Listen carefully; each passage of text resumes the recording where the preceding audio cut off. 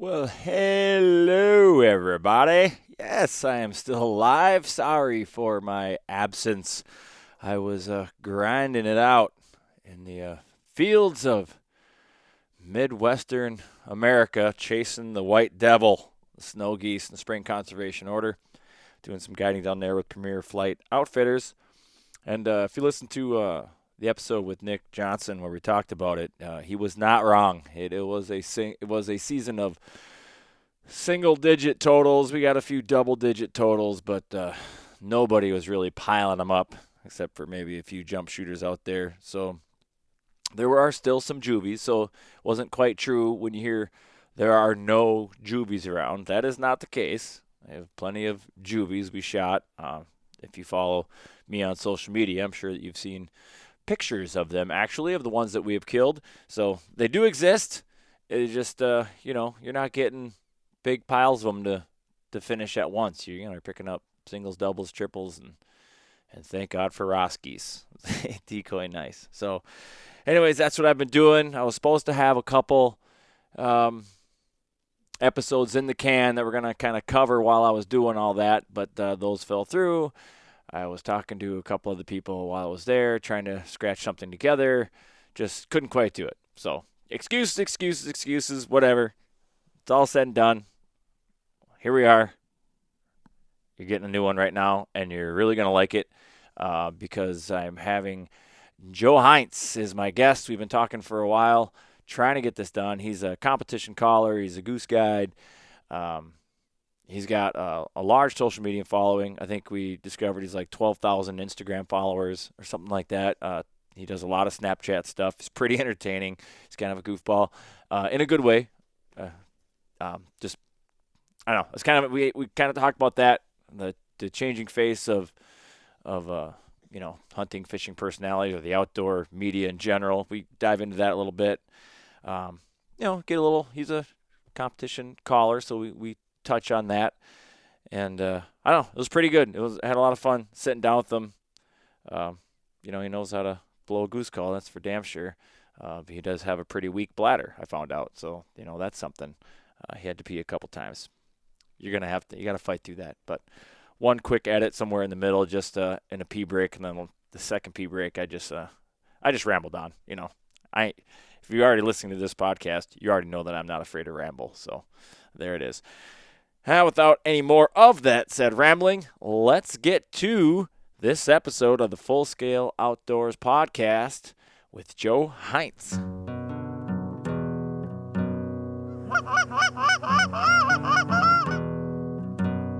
Oh, here we go, boys. Go.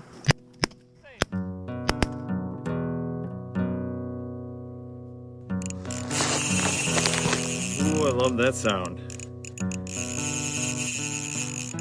This is a good one.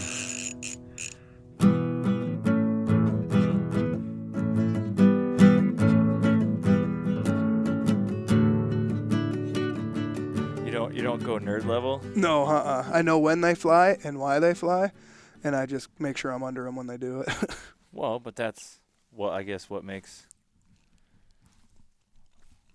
We can break that down. What makes them fly? Are you talking honkers, Yeah. snow geese, or both? Honkers. I'm not the biggest snow goose guy. No? Ever. Yeah, well, your 1 or 2 days out there pretty much embarrassed me while I guided for 11 days straight. Right. I mean, we weren't really guiding. We just went and set a spread and killed like 62, which wasn't bad with buddies and stuff, but it was all right. How many guns did you have out there? 4. That's a pretty good day, Yeah, Mr. Modest. 4 or 5. It was me, Ben.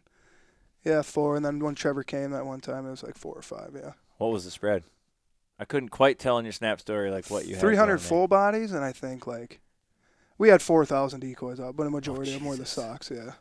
It was just me and Ben and another guy who set them out, so it was easy. Are we going? Yeah. Oh, we're going. This is what I do. Oh, okay. I hit just record. Roll. I wasn't sure. I was like, well, maybe we should hit record if we're just going to start chatting about it. This is what I do. I try to like sneak it in there because some people, once you put these headphones on them or put a microphone, they get.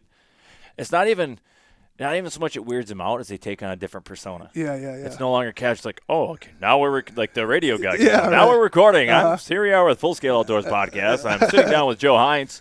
Right. Heintz, how's the hunting season been for you this year? Oh, it's been dynamite. Yeah, no, I hear you. know, People so- get the same way with a camera. You put a camera in anybody's face and they're like, oh. Yeah. It's like, It just doesn't bother me. Yeah, me neither. It's like, just say what we're doing I've out here, been dude. on a stage pretty much my whole life, whether it's like choir or I was in drama in high school. And You're a drama nerd, dude? yeah, I was a drama dork, dude. Oh, I was like man.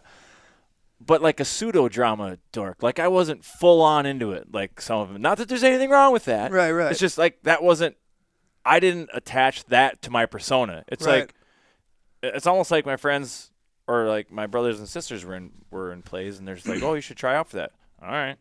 Like, Right, yeah. A whole lot of don't give a shit in me. So it's Yeah. like, oh, sure, okay. And so then, you get the part and you do this, and then people are like, oh, you're a comic or you're a drama dork. Yeah. Nah, not. I mean, I'm in drama, but Right. not really. I mean, I'm not.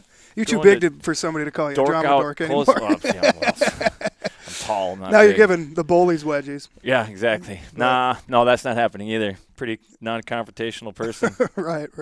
But Yeah. yeah, let's just dive into it as far as how you got to this point, as far as where you're known. Because I noticed there was a snap you had. You're like still kind of weird, like autographing stuff. Yeah, autograph and stuff. So and people, it's like, I don't know that. Like people come up to me and want pictures and stuff, or they're like, "Hey, I heard you're in this town," and like when I get it at the airport and stuff, it's like, dude, I'm just a guy with ADHD that makes weird noises on Snapchat. It's nothing. I mean, I take hunting very seriously. Like that's what I do day in and day out and stuff. But I mean, when it comes to the entertainment aspect of it, I guess people embrace it a lot more than I kind of do. I just do what I think would be funny, and it's funny to me. I don't know. as an observer, I'm sick of how serious the industry is. That's kind of what I think. and that's kind of where I was going to go with this. It's like we've had a long time of hunting and fishing and anything in the outdoors was this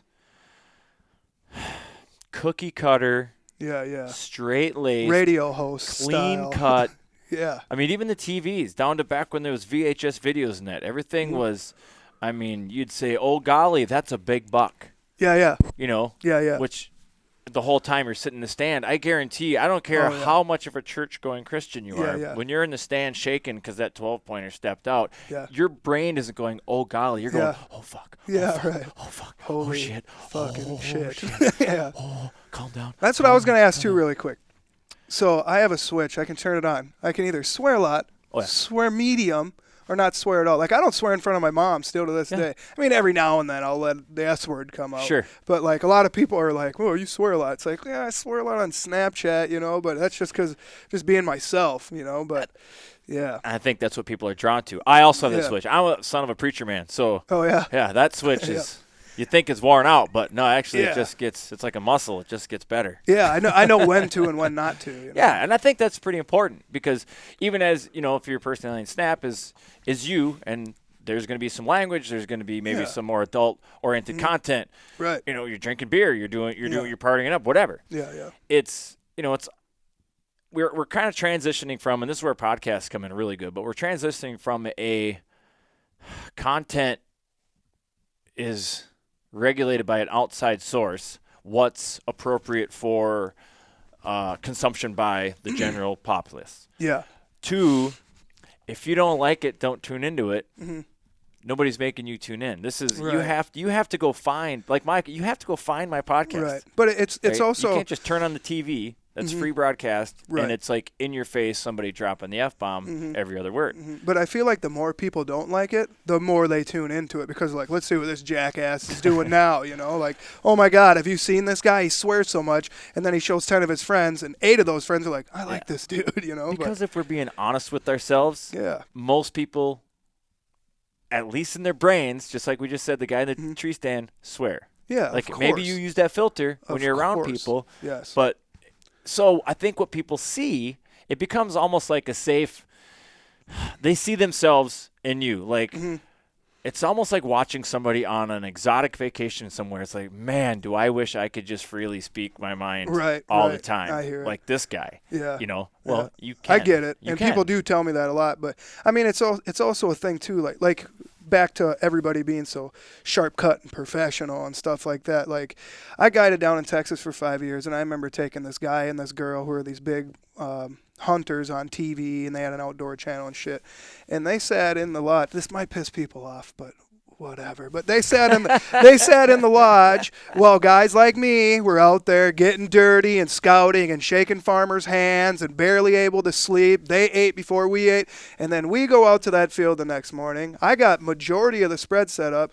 This guy and his girl come out, and she's in the truck. She gets out, does this little stupid interview with 2 decoys in her hands, drops them at her feet, goes back in the warm truck, and then he does basically the same thing. And I was like, this is kind of what I don't want. You know what I mean? I'm sick of seeing stuff like this. Like I like it when guys go out there and freelance their own stuff, or this is their own spot they've been on forever, and there's a reason why they're there, and they're doing good, and they're showing that. You know what I mean? It's like you got to show your hard work, And when it comes to swearing, which it's just a part of the waterfowl life. I mean, waterfowlers that I see are beer drinking, swear word, locker room talk stuff. You know what I mean? It's like, and so why, when you hit that record button, do you got to fake it now? You know what I mean? Because we've been sold that image. We've been sold. Right. I mean, I've had people tell me already, and like, this podcast, my brand, Full Scale Outdoors, is just getting rolling. Like it's in its infancy, and I've had people tell me, if you want to get big, you got to clean it up.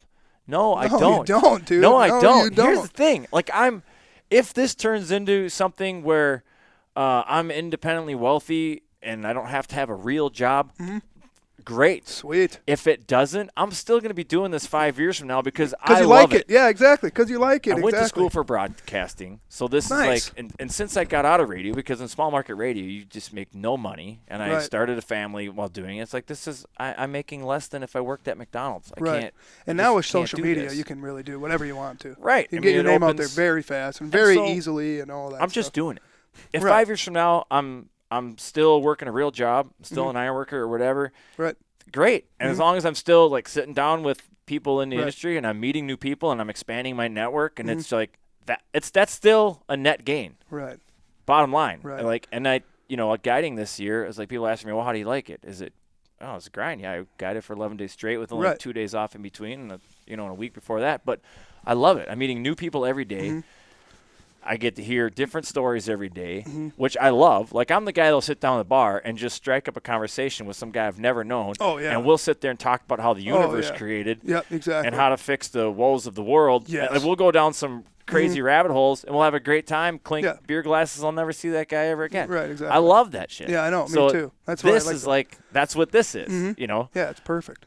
Perfect. It's 2 of your best favorite things to do. It's awesome. And if it turns into an income, then hell yeah. much I mean, better, you see it all the time on like those sayings, like find something you will do for free. And you won't work a day in your life. Exactly, and it's very There's true. some truth to it, but you still have to work hard. No, you still got to work hard, of course. I mean, don't get me wrong. I'm still, when it hits September, my alarm's set for 4:30, 5 o'clock. Yeah. I'm out there scouting and finding it. You know what I mean? And now that November comes and I hooked up with the guys at Feet Down up in Fergus Falls, well, your alarm's kind of set for 8, 9 o'clock. But it's nice though. You don't gotta. And with the weather patterns and stuff, it just gets later and later. But yeah, it's like. It's a grind no matter what you do. I mean, you still got to go out there and hunt. You have to put in the work. You still got to sit in the pit for 8, 9 hours a day, And let's be honest, some clients, super awesome.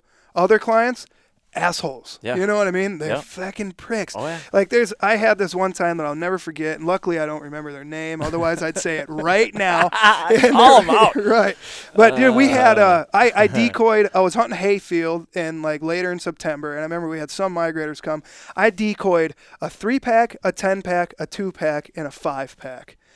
And them bastards killed 5 geese, and they didn't want to pay me because they didn't think that I wasn't doing my job. It's like, dude. Just because you see my snaps and my pictures, doesn't mean that's how it's going to be every single time. So you know what I mean? Really recently. But they thought it was going to be. It's like, I had dude. some guys that were super cool. They're from Utah, Great guy. I had a ton of fun telling jokes, doing, it was great guys. Yeah. They flew in from Utah to Sioux Falls. Right. Rented some vehicles, hit Shields, as they had found out about snow goose hunting via YouTube. Okay.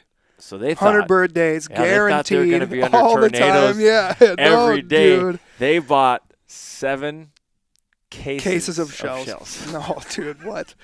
I felt bad. I'm like, I don't think you can return ammo. No, you dude. can't, huh? It's frustrating. Turns out you can.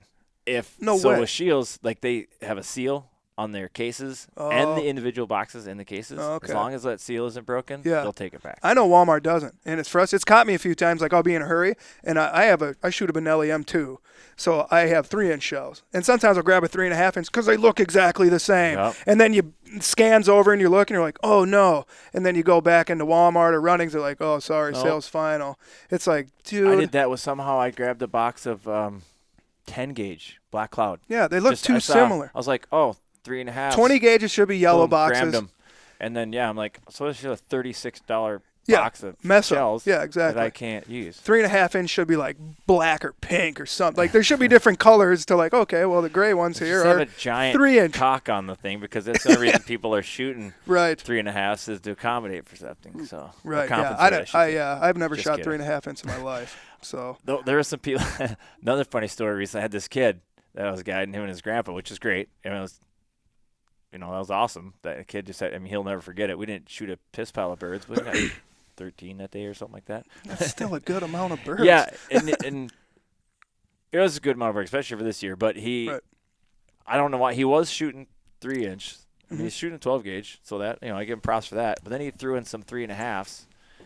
One volley. The next volley, I heard the first shot went off. He's like, ow. He shot again. Boom, boom. Ow, ow. Yeah. He's like, screw these. Actually, he swore. That little kid swore more than I did. Right. And he was dropping F-bombs left and right. He's like, I'm going back to 3s. Fuck those 3.5s. Exactly. I'm like, exactly. Especially for snow geese. Let's say in a perfect world you did get under a spin and it was load up, cover up for 30 straight minutes. Right. And you burned through 4 boxes. You want to burn through 4 boxes of 3.5-inch shells as fast as you can pile them through your gun?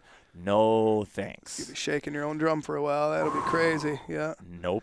Yeah, we're not pass shooting them anymore, No. We're decoying them for trying to 20 yards. Yeah, trying to. Snow geese, yeah, sure. Okay. Snow geese hack these, It's glorified pass shooting. That's what it is. Yeah, every now and then you'll get that cherry single to dump right in front of you, but maybe a pack of Rossies to do it too. But yeah, still, it's cut them tall or not at all. Exactly. And me and my buddy Brennan were just talking, and he's like, "Yeah, I kind of went with this guy. He wasn't calling the shot really." And it's like, well, then you just hack them. I mean, you guys have shells. When those snow geese are gone, they're gone. So just try them. We're here to shoot. Half the time I got a Ziploc bag full of shells that I found in my truck, and it's like, let's just shoot at them. And know what happens when you shoot at them? You sail 1 or 2 of them, but they're dead. And now you got them. Shoot them. Don't take ridiculous dog like shots, 3 times yesterday. I got my steps in. I've had my Fitbit on, which I don't own one because that's right. I'm just kidding. Let me hide mine quick. I don't wear watches. Nice I don't wear watches. Across muddy soybean fields. The worst. Did you guys hunt? So we try to hunt. No, we weren't. We're actually pastures. in a flooded hayfield. Ooh. Which is hard ground? No. Well, we hunt pastures. Mm-hmm. That's what we try to do, with like a couple ponds on each side. This thing was if we're sending migrators, basically a lake. Mm-hmm. Those big giant rectangle bales all throughout. So when the wind was right, we'd back up against those. You're not going to get a better hide. No. That's awesome. But we had, you adjust things per wind. It's like this year the wind hasn't been out of the same direction 2 days in a row, so you're constantly moving stuff around. It's just what you do. But and then they say it's going to be 10-mile-an-hour wind. Then there's no wind. Oh, the weatherman on those things people is like have a wrong job. So often. It's spin the wheel. Just wake up. Look at the sill socks. Which direction are they going? Yeah, exactly. Right, it's going to be that way. We need our blinds over there. Yeah, it's going to be that way for a while. Yeah, whatever. It just is what it is. But where are we going with this? This is what happens on this podcast. Right, we go down I think one turn leads to another turn leads to another turn. Right. I don't know. Yeah, I have no idea. So, but we'll go back to. So, did you hunt your whole life, like growing up? Kid? Yeah. How old are you? I don't even know that. I'm 30. I just turned 30. I turned 30 last year. 45. Are you really? 46 in May. Yeah. Damn, dude, you look like you're about 35. I ain't gonna lie. Beer, bro. Yeah, I guess. Gotta pickle yourself. Thing ain't gray either. That's some gray up on top. Oh, that's why I wear a hat. No, it's actually not. There is some up there, but it's right. There's a couple in the beard too. I gotcha. Whatever. Right on. But yeah, no, dude, I've been I started hunting when I was was 12. I remember I had bleach blonde hair back in the M&M days. Oh, Jesus. And I was trying to be the real Slim Shady.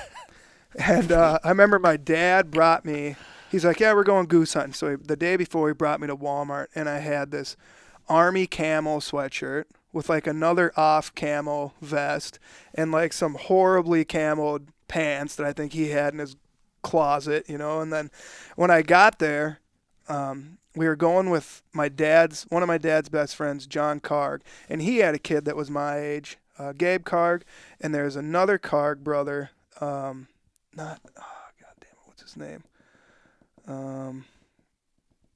Anyway, he was a Carg. But when we got there, he's like, well, you going to cover that kid's head up? The thing's brighter than shit. And I remember going, well, it's the same color as the cornfield. Right, and they're like, hey, that's a good point, you know? And this was like right when, I have no idea what year this was, but I remember this was right when layout blinds were just starting to come out. Like the finishers had those flag holes in them. You remember that on the front door? Stick your hand out. And I remember that that Carg kid and his buddy had layout blinds, but we had to do the old school coffin blinds where we had to like make room in between the rows of corn and then pull the corn mesh around us or the corn trash around us. And I had a 20 gauge shotgun pump, and it was dynamite. I think 70. I don't remember what it was. I think so. But I know we killed like 18 geese, and this is right when short reeds were coming out too. And that kid was shredding on a goose call. Like, I mean, he wasn't shredding, but he could honk and cluck and moan, and, you know, he sounded really good. And all my dad's friends were like, wow, he's really good. And even my dad was like, oh, he's good. You know, he's the reason we're getting him in here. And I fell in love with it so much. And I was like, I want to learn how to goose call so I can impress my dad. You know what I mean? Sure. So this is going to be crazy. My mom might hate me for this, but back in the day, me and my friends, there's like 3 of our friends that lived super close to each other, and we were little bastards. And we lived in like, we lived in houses right next to a bunch of apartment complexes. So like we'd go there and like steal stuff out of cars. Like we'd steal cigarettes. And one time we found 2 cases of beer. We were 13 years old and we had 2 cases of beer and shit. A big thing of fireworks. And I remember one time I found this lanyard on this guy's visor mirror, and it had 2 honker hammers and a duck call. And there's no bands because I knew if there's any bands, I wasn't going to take the bands. I was just going to take the You're calls. Already aware. Yeah. You can take my gun and my calls and everything. Steal my truck, but just throw my lanyard or bands out the window where I can find it. You know. Steal the call, I can buy calls. You can't replace that band. No, you can't, dude. And so I knew that, and there's none on there. So I just took the whole lanyard, and now I got my first goose call was a honker hammer that I stole from some dude. I was a bastard. God. But what's the statute of limitations on that? I'm just kidding. Oh, I have no idea. But luckily for a 13-year-old little shitbag, I don't think it's very bad. No, I think you'll be fine. We've all done stupid ass shit. Right, exactly. But no, so now I got this goose call, and I just started practicing. My buddy, I used to hunt with my buddy Aaron Luke a lot, and he had a flute, and God, he could tear on that flute. Like, he was better than your average bear on that flute. And I tried the flute, and I sucked, and then I started getting better at a short reed, and then I got really good at a short reed, and there was another guy in town that was good on a short reed, and we just grew from there. And now I wanted to be better than that Carg kid. And now I'm better than he is. I mean, you know, sure. He wasn't the best, but he was good for that time, you know. Yeah. So now I'm better than him, and now I'm decoying my own geese. I'm killing my own geese. So I leased my first field when I was 16. And we would go out there. It's right across from the refuge. I don't have it right now anymore, but God, I hope I get it back at some time. And you're still a disappointment to your father, so it didn't even help. I know. Every time my dad lives downtown and between the river and the sanctuary, and when the geese fly over all the time, my dad will come out and be like, "Hey, you're not doing a very good job. They're still flying over." It's like, how many gotta die? How many gotta die, Dad, until you're happy? If you ain't first, what is it? You're the best loser. Yeah. Ricky Bobby, what did he say? Yep. Something like that. Yep. Yeah. That would be cool. Yeah. No, I have adult onset hunting.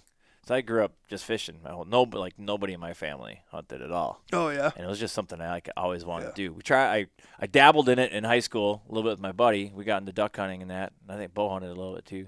Yeah. And then all his decoys got jacked one day, and then so 2 broke ass high school who kids would can't steal just go. stuff like I know, that? who would just steal hunting equipment like that? You know, we were hunting around Hutchinson. And right.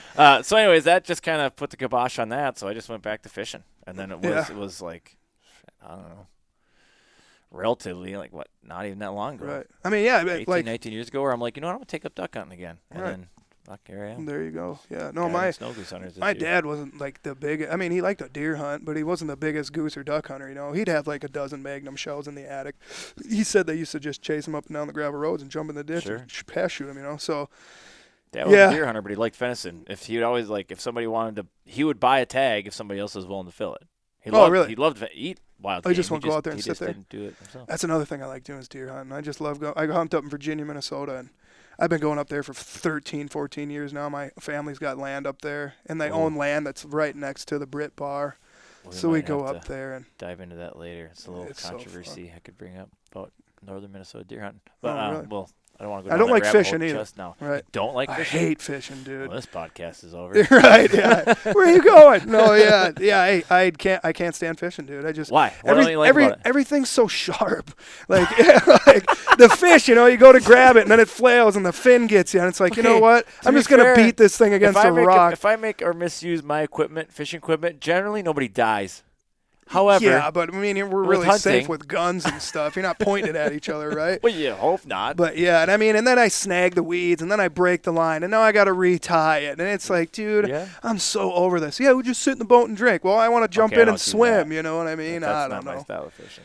But yeah, No, because my style of fishing is not fishing. Nick Che is that's the kind of golfer I am. I just don't. Yeah, I don't golf either. I love golf when I'm I'll not. drive at the driving range, but I love golf. We always when end I'm up- not golfing. right. That's we not true. always just turn the other way and face the road at the driving range. No. Break some windows, steal some lanyards. Yeah, exactly. It's easy. Right, easy right. in, easy exit. Exactly. Give me your lantern. Yeah, But- no, Nick. When I talked to Nick, he's a one-dimensional guy too. All he does, Mhm. like bird hunts. That's it. Goose. Yeah, yeah. Duck. I mean, that is. You don't He deer doesn't hunt even deer either. hunt. Yeah. So he's got you on that. Mhm. Who's the better caller? For goose, Yeah. I am. Well, I think he would agree with you. Nick J, me. I know you're gonna. How about ducks? Ducks? He definitely is. He's got you on ducks. Yeah. He's more of a. Well.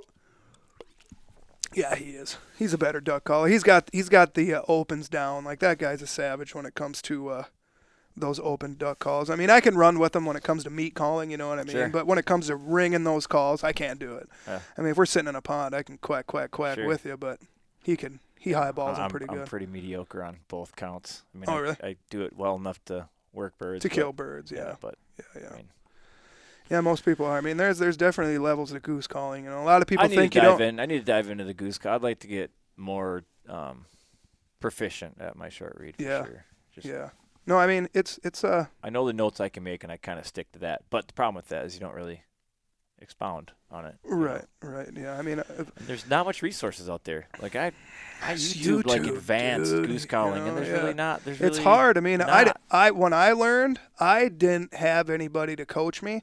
I just sat there and blew it and blew it and blew it and blew it and did this and tried Yeah, this and I was gonna ask you that because you said you grabbed that lanyard and you said like what did you use? Like you just kept trying to sound like a goose. Yeah, exactly. I figured out what I mean. All it is a reed, and that reed can only do so much when it vibrates this way, or when you put this air Right. into it, or when it does this and this.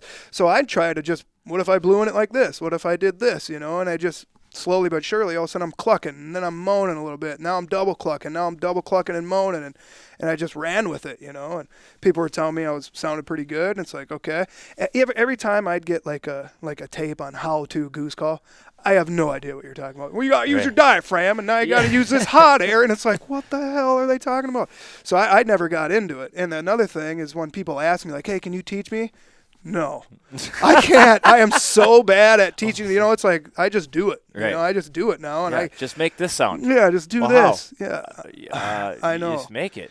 I know. I mean, you got so much good stuff out there now that people will teach and learn. You know, I mean, Scott's got bad grammar DVDs Yeah, and and I was just stuff. You gonna know admit, what like, I that's- mean? And, So two things that kind of helped me get to where I am with my goose calling now, which as we established is not the greatest, but it's good enough, is was bad grammar. yeah. That helped me out a lot. Yep. And then also just a mutual friend. I didn't really know him that much at the time. It was like a friend of a friend. And so he came down to the bar we were at, and, you know, he was like, well, boy, you know, we started talking. We're outside, you know, Mm-hmm. smoking. We weren't smoking, but we were just outside. And then he's like, well, what do you got for calls? I'm like, oh, they're in my truck. You know, I'll go get them. He's like, I'm like, I sound like dog shit on this thing. Yeah, I'm right. like, I don't even want to blow it in front of you or anybody. We literally run the streets of Northeast Minneapolis. I'm like, people are gonna be like, what in the fuck is going on? What are you doing? Yeah, you can dress like a chick and have a unicorn horn on your head. Nobody look at you twice, but you blow a goose call. Yeah, and now people like, are staring at what you. is going on? Yeah. So I, he grabs it, and he fucking starts making goose sounds out of it. I'm like, what in the fuck? Mm-hmm. So it's not. But it was funny because he like stopped. Yeah. And he's like, who makes this? Because it was like a cheap ass collar. I think it was like a $40 collar. I think it was it a hammer? Yeah, the honker hammer. Was it black? It was black. Was it a hammer? Or a meat grinder? It wasn't a meat grinder. I don't know. Shit, I don't remember. I think it might have been hammer. It was cheap. It was like a Buck Gardner collar or some shit. Yeah, well, it was a hammer. Canada hammer. Yeah, I think that's what it was. Yeah. And he's like, I actually made good sound out of it. Yeah, you can kill geese with a $20 So he gave me some tips right there. Mm-hmm. The one-on-one, that helped me out a lot. Now he got to where I could make like two notes, like two solid goose-sounding notes, which I didn't have a single one up until that night. Right. And then I think I might have this reverse now, because then I think that spurred me on to want to learn more, and then I think I found bad grammar. Yeah. Yeah, I think that's. Yeah, how it every was. time people ask me, I either tell them, dude, go on YouTube. There's plenty of videos on there, or I always steer them towards the Brad grammar. Because, I mean, I just heard so many good reviews about it, you know what I mean? It worked because the guy that showed me how to do it, actually his name is Brent Larson. I'm trying to get him on the podcast too, because him and his wife Nicole have their own outdoor show. So hopefully we'll get those on a future episode. But he had me using like the front of my tongue, which worked. And then I believe Scott does like the back of your tongue, and that worked better for me. And I think it's just like I talked with Nick, it's just personal preference, like what works for you to make that sound. And so for me, it's the back of the tongue. Yeah, I mean, there's a lot of guys that I know. One major guy in contest calling was telling me I wasn't blowing the call right, and it's like, well, then how come you finished behind me? You know what I mean? Yeah. Which sounds weird that I said it like that. Finishing behind me, but yeah, he lost in the calling contest. You know what I mean? You're doing your job right then. Yeah. Finishing behind you, right? Right. And for all jokes, take them as they come. Right.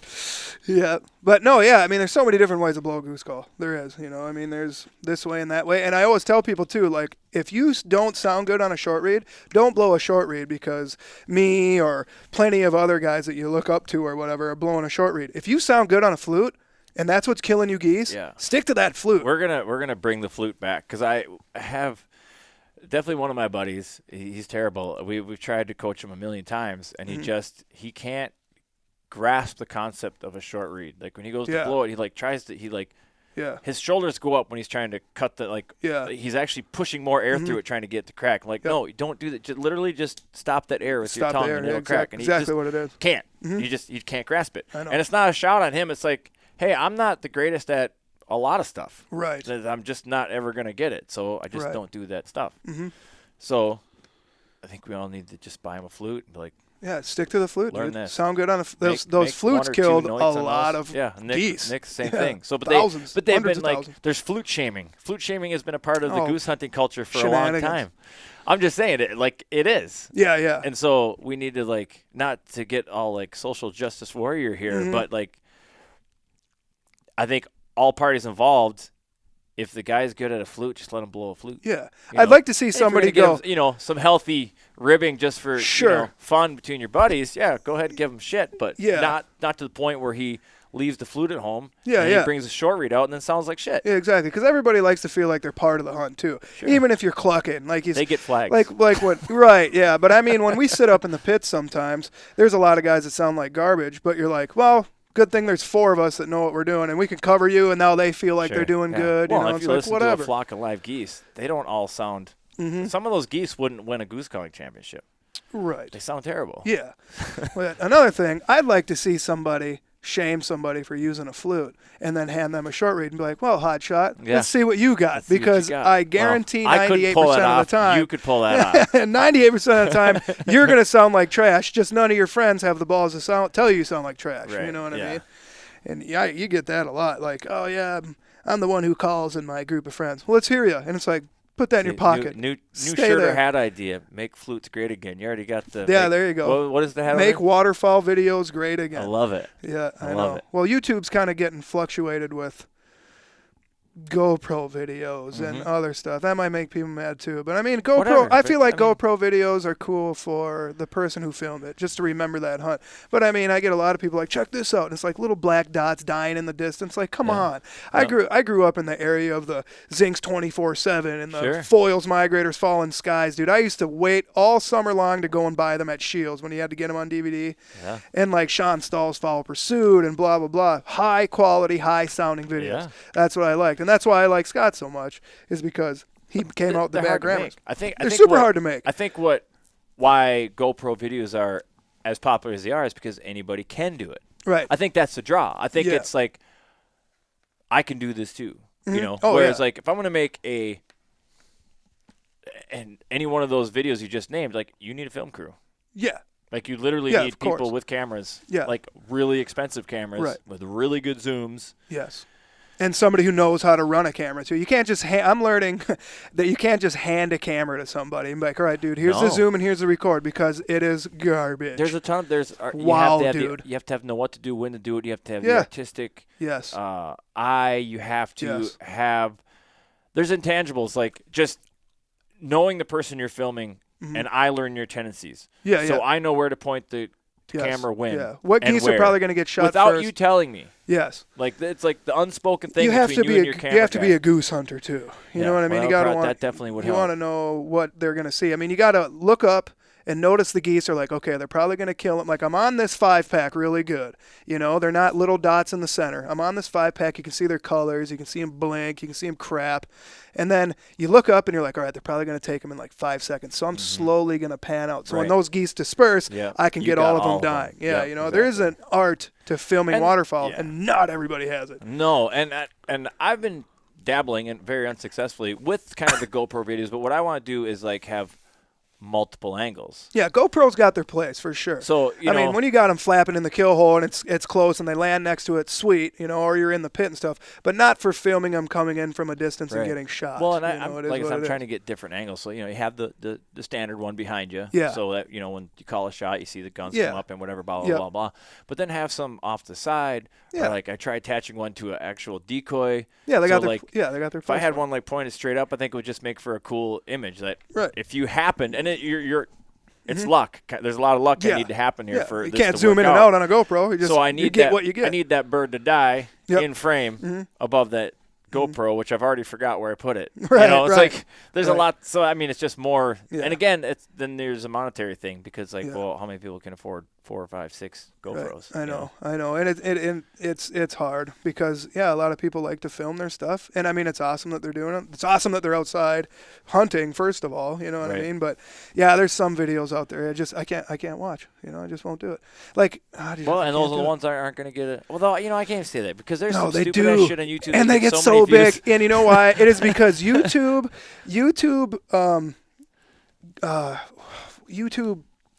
is about quantity and not quality. It rewards you for quantity, not quality. Right. You know what I mean? That's true. So then that's why you got guys like the Bobby Dude guy, which is a great guy. Bobby guy's name is.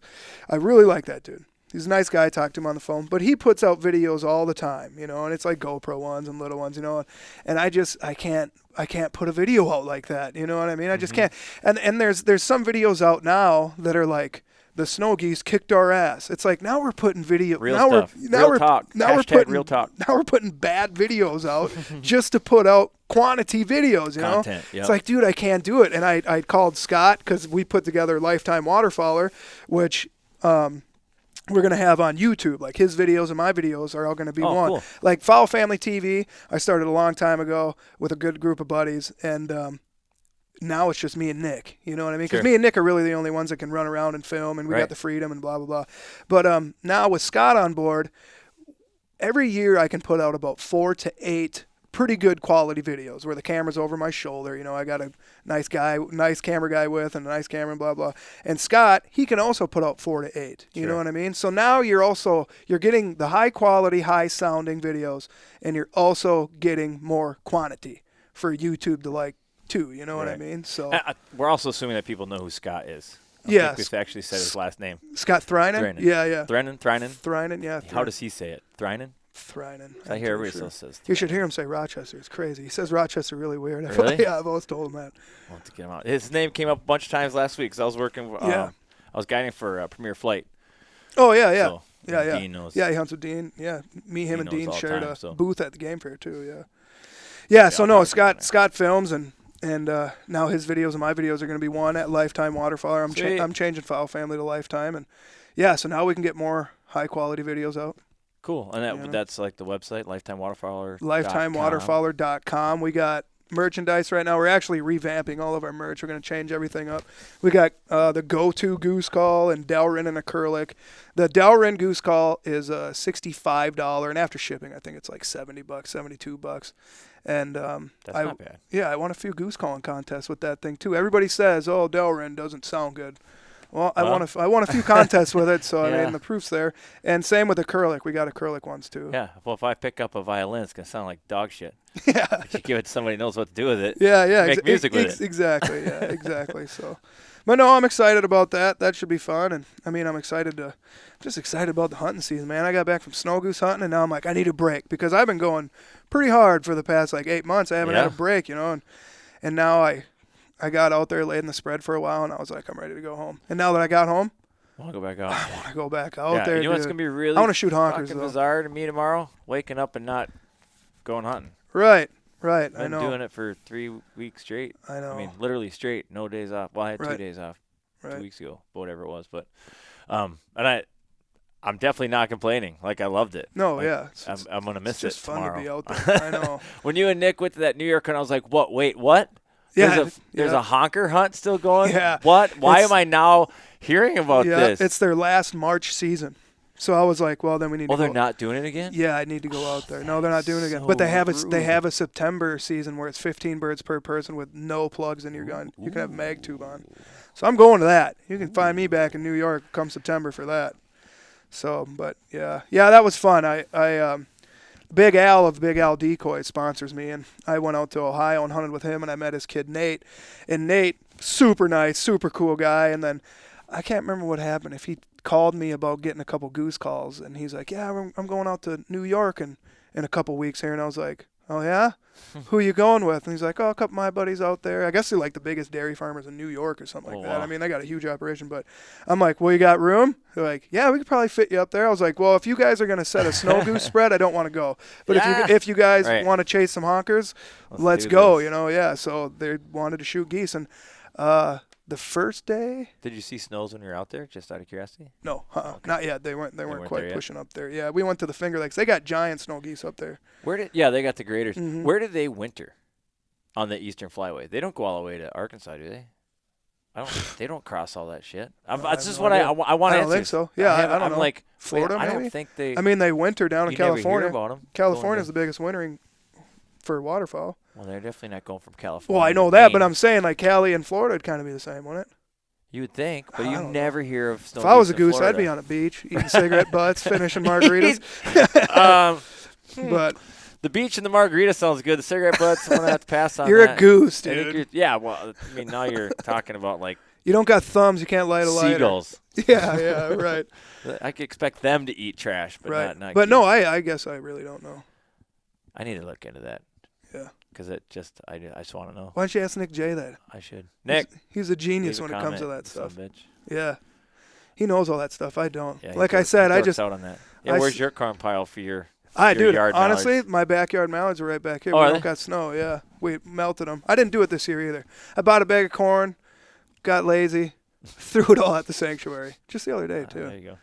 We're starting to get a lot of geese back there now. Yeah. Mm-hmm. That's pretty cool. So how did you make the transition? So we talked about how you got like started. You was like, I want to sound better than that guy. But at what point were you like, I'm going to enter this competition? I had a lot of people. And was it just you, or was other people going, you should do this contest? I mean, was it that kind of a deal? Right. Yeah. There was people that said like, "Oh, you're pretty good at goose calling," And then I was watching like the Zinc 24/7s, the DVDs, and then Field Hundall was in there, and Field and Sean were the man at that time, like winning these contests. And I was like, you know what? I started kind of seeing a pattern. Like, there's a reason why these guys are making a very good living off of what they do, and it's because they're champion callers. You know what I mean? They're champions.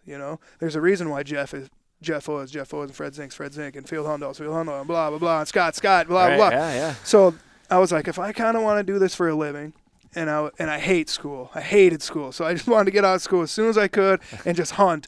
And if I had to be a guide and yada, yada. But I was like, I think if I became a champion contest caller, people would, Take like, note. Yeah, right. Yeah. So me and my buddy that's from my hometown here, he wanted to get into it too. And at this time in Monticello, or Mankato, not Monticello. Mankato at the Red Bear calling contest. Dude, this is when I was like 15, 16 years old. We went there and blew in the contest in the novice, and I lost. Obviously, I got cut first round. He did too. And then they had the state contest in Mankato at the Shields down there. So we went down there and did that. Now we're only doing 2 contests a year. We did that for like 5-6 years, and then whenever we got the chance to go. And then when I became buddies with Nick, since he's a world-class duck caller, you got to go to these sanctioned contests, right? And then you got to win a sanctioned contest to go to Worlds, and he was going to Worlds every year because he was winning sanctioned contests. Sure. And now after me and Nick met and became good hunting buddies, he's like, dude, I'm going to this contest in Missouri. They got a goose contest. You want to go with? Or we're going to Illinois. They got a goose contest here and here, here and here. And then I started going, you know what? I'm going to these contests and I'm getting cut, second round in the novice, or like I need to start taking this more serious. So then I kind of buckled down and practiced and sent my routines to this guy and this guy, and then I won my first novice, and then I just started placing top 5 in every contest I was in, and I was like, okay, I need to keep chasing this here, and then I just started winning some, Nice. Which is pretty awesome, yeah. Yeah, that would be pretty cool. Like when you Right. won your first one, was there some shock there, or were you like, finally? Yeah, I was like, finally, I got one. Yeah, and I remember I remember going to the game fair. Oh yeah, the game fair had a contest too, and I went there when I was younger. Got the poster right there, 5th Annual Game Fair Duck and Goose Calling Championships. That's the one that I won, so I got to keep that. Oh, nice. Yeah, so I remember going to the game fair when I was young and listening to the people in the open call, and I was like, there is no fucking way that I'm ever going to get that good, like ever. And then now it's like the more and more I practice, now I'm up there with them, you know what I mean? Yeah, I'm going to have to go check some of those out just to You just never been to the watch. game fair? No, I've been to the game fair, but Oh, I haven't sat in and listened to a calling competition. Yeah, the calling contests are awesome. That'd be They're the shit. kind of wicked. I So love then it. I just know exactly how shitty I am. Right, Great, join, awesome. do a novice one. We actually have No, I'm not even ready for a novice one. I Come know. on. I'm a realist, all right? I know I'm right, not right, ready for that. Right. I say No. that same thing too. I'm a realist about Yeah. everything in life. But yeah, no, we actually have a contest at the Watson Hunting Camp in late August, like the last weekend in August. It's called the Stage Rage. We didn't have a state contest 2 years ago in 2017, and I was like, dude, you guys, Minnesota, in my opinion, has the best contest callers in it. You know what I mean? You got Mike Benjamin and Big Sean and Jordan Kyle, and you got David Goose. He's an up-and-coming great goose caller. And you Is that got his real last name?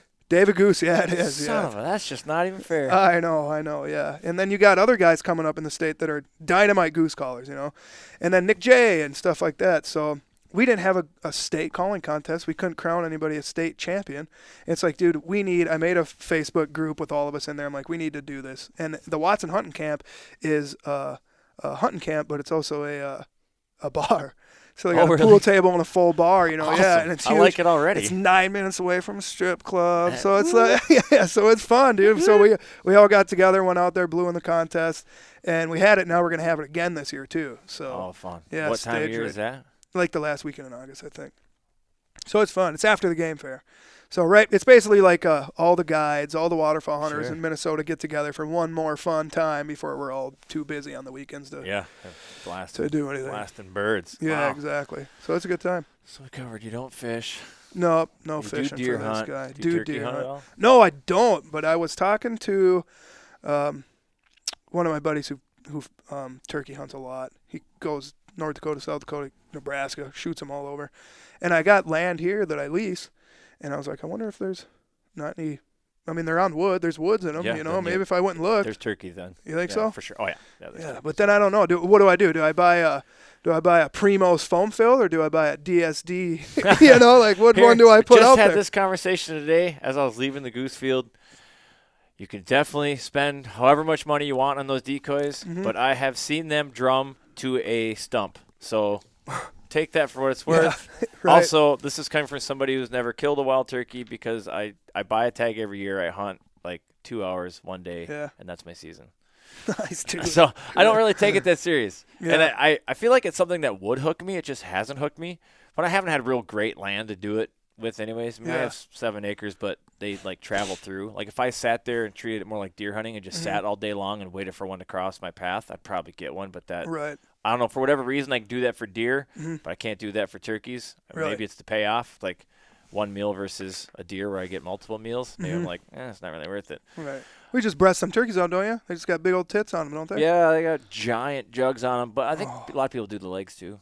Like, if you Oh, can yeah, slow I cook 'em. suppose. Yeah. I'm Turkey actually, legs, duh. I like Yeah. to cook, so I'd break it down into stock, and I mean I'm a kind of a Oh, food, yeah, I'm a yeah. foodie dork, so Okay. I just made I didn't make snow goose tacos because I didn't have any taco shells or tortillas, but so we made like a Southwest Yeah, turkey yeah. bowl. Yeah, basically. Yeah. Had Yeah, Mexican rice. I seasoned up the some snow geese, and about as fresh you're gonna get. The last bird we killed, Yeah. like 2 minutes before legal, Yep. which was send it. Yep, Like, these yep. things were up there. And we're guess like, what? You got him. Yeah, we got him. I'm like, You fuck got to it. shoot. Let her Yeah. buck, and all Exactly. of a sudden, boom, boom, power button right underneath the chin, out top of the Gotcha. dome, That's all it takes. straight down. all it I didn't even have to play bird dog for that one. Perfect. Fell straight down. Nice little Rossi. Yeah. The thing was still wet, or still like steaming warm Yep. Oh, yeah. when we Clean him. took the meat off the breast. Yeah. Cleaned it up. It was still mildly warm when I threw it in the pan to cook it up. You're not Yeah. gonna get Yeah, much we just fresher grilled than ours that. the other day in the field, too, when we were snow goose I hunting, love it. you know? I mean, I Yeah, literally love it. Snow goose and mallard, I feel like, are the best. Canada goose can get, I don't know, there's something about it. I still eat them, I make Yeah. jerky out of them. Yep, turkeys are great way to go. Sticks are a great way to go if you got Yeah. enough of them. Yep, you know? you got enough of them for sure. That It's- goose bacon's really good. I've had a couple of Canada geese and the Come goose again? bacon. Goose bacon? Yeah. How do you make goose bacon? I don't know. I gave it to my buddy Benny at Benny's Meat Market down here in Hutch.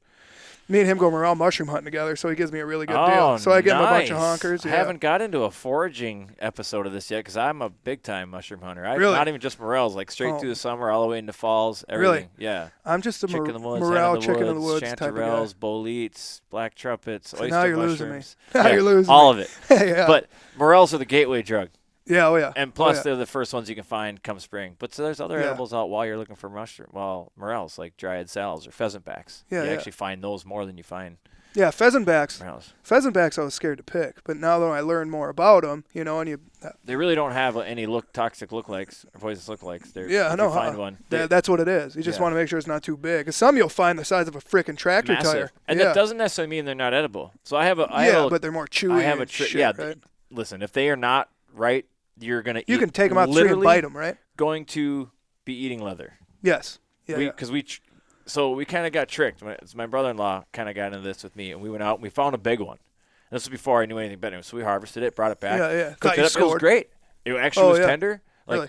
no problems. So we didn't think anything of it. Next Yeah. thing, we grabbed another big one, Yeah, and we're it's thinking trash. bigger's better, right? Yeah, Dude, trash. you could not eat. It literally was like leather rind. Like Yeah. it was. You want them the size of a hockey inedible. puck, right? Yep, or even those little buttons. Yeah, But yeah.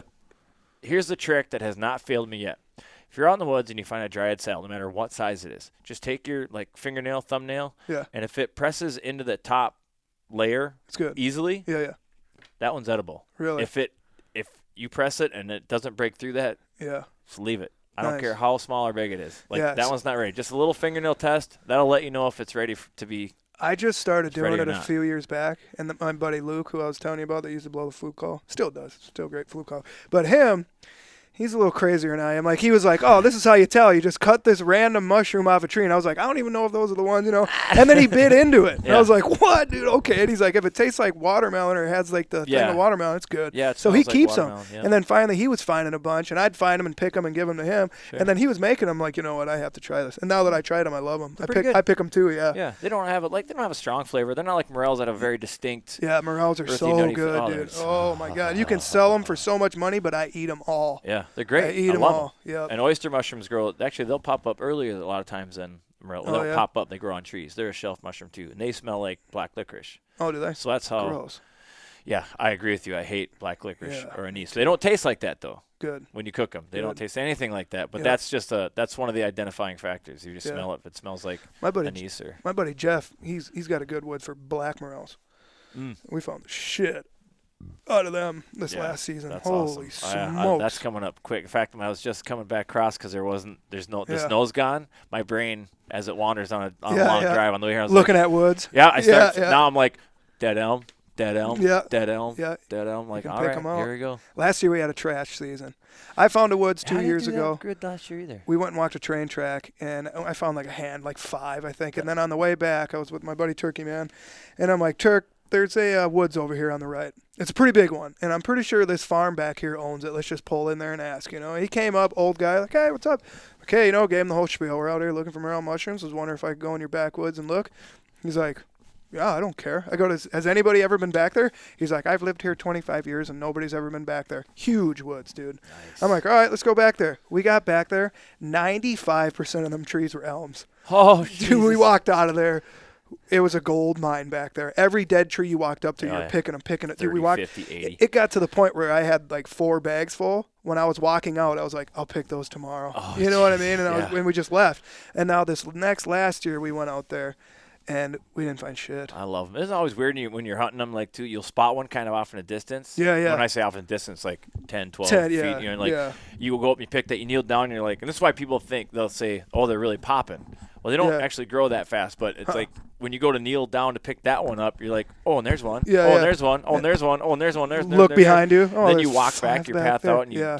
you notice you stepped on 5 of them. Yeah, You're exactly. Like, how did I not see these? Exactly, Then dude. a little tear goes down my eye. Yeah, before they yeah. Killed him. The wanton waste on. Yeah, on morel mushrooms. I know. God, feel they're guilty. good. I hate finding them when they're size of like a state fair game Oh, the prize big- football. the big- they're huge and Bigfoot. they're fell over. It's like, no, you touch them and it feels like They wet just paper. crumble. Yeah, Yeah, you're like, they just- fuck. You know, you can still use those, but like for like a base, for like a soup base, works good. They I crumble. suppose. Yeah. Yeah, it gives a nice mushroomy flavor to the stock or whatever you're trying to make. I've Like I been said, I'm kind of a food dork, so I've been I throwing like- my spores by in my little garden on the side of my house for 3 years now. I haven't got one. My buddy Jeff, though, he said he's been doing it for 3-4 years. He says he gets a bunch of them back there. It's like, what? That's the thing with morels and why they're so expensive to buy is because You can't really they plant do them. their own thing. Yeah, yeah. We've tried to cultivate them artificially, and Some are sometimes successful. they'll do Yeah, it, some will do but it. not every year. No. And that's the thing. Like some years they'll all of a sudden, boom, you look at like this artificial pat, and it's like they're stacked on top of each other, It's crazy. like a snow goose feed, heads in a snow goose I feed. know. But it's I not. love looking But then for 'em, though. 5 more years that Yeah, that's about they're garbage. trying to get them to grow, and they just won't. Yeah, I mean, I know. they do what they want. Pretty much. I love it. It's like Easter egg hunting for grown-ups is what it is. Yeah, You know? I found them just It's awesome. off a random wood pile. Oh Just yeah, like- where they cut all the wood. Yeah, oh yeah. Like, oh, there's one. We cut a tree down. I own a piece of property downtown in Hutch here, right in the middle of town, and they cut a tree down there like 10 years ago. Every year I go down there, I find a morel sitting right there in the yard. Same Like, spot look at every that. year. Yeah, like in the Yeah. same area. Yeah, Mhm. it's like, God, look at that. That's crazy. It's got your morel milk run. Yeah, that's fun. That's coming up here real quick. So that's cool. We got to touch on foraging. That's a full scale first. Look I at meant that. to do it anyways. There's a couple personalities I need to reach out to and get that lined up because we're definitely coming up on that Right, definitely. season. I try to stay somewhat timely. What do you do in the off season? Right now, not really anything. I used to clean floors, steam clean carpet for a family business, and then we sold that, so I don't have it anymore. But luckily, we sold it to a family friend, and he told me like, hey, if you want to rent that van from me and do your own work, you could, because we still have people that call Sure. to do it, and I just tell them, yeah, I'll do it, Yeah, why not? So I'm Money's thinking, money, man. right, think about doing that. Otherwise, I mean, the goose calls and the hats and the merchandise are still selling pretty good. I mean, I got all these are orders right here, so. Yeah, and you're doing I see you just got racks of clothes and boxes and Yep. and shit going on in here. Yep. That's hard. I mean, to keep accurate inventory and Right. So yeah, that's kind of what I do too. stuff. It's Yeah, been that's fun. cool, man.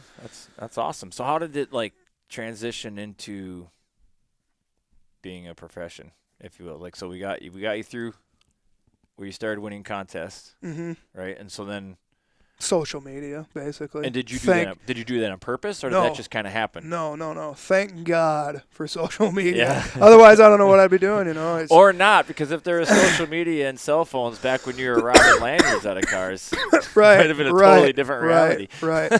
Right. Yeah. So no.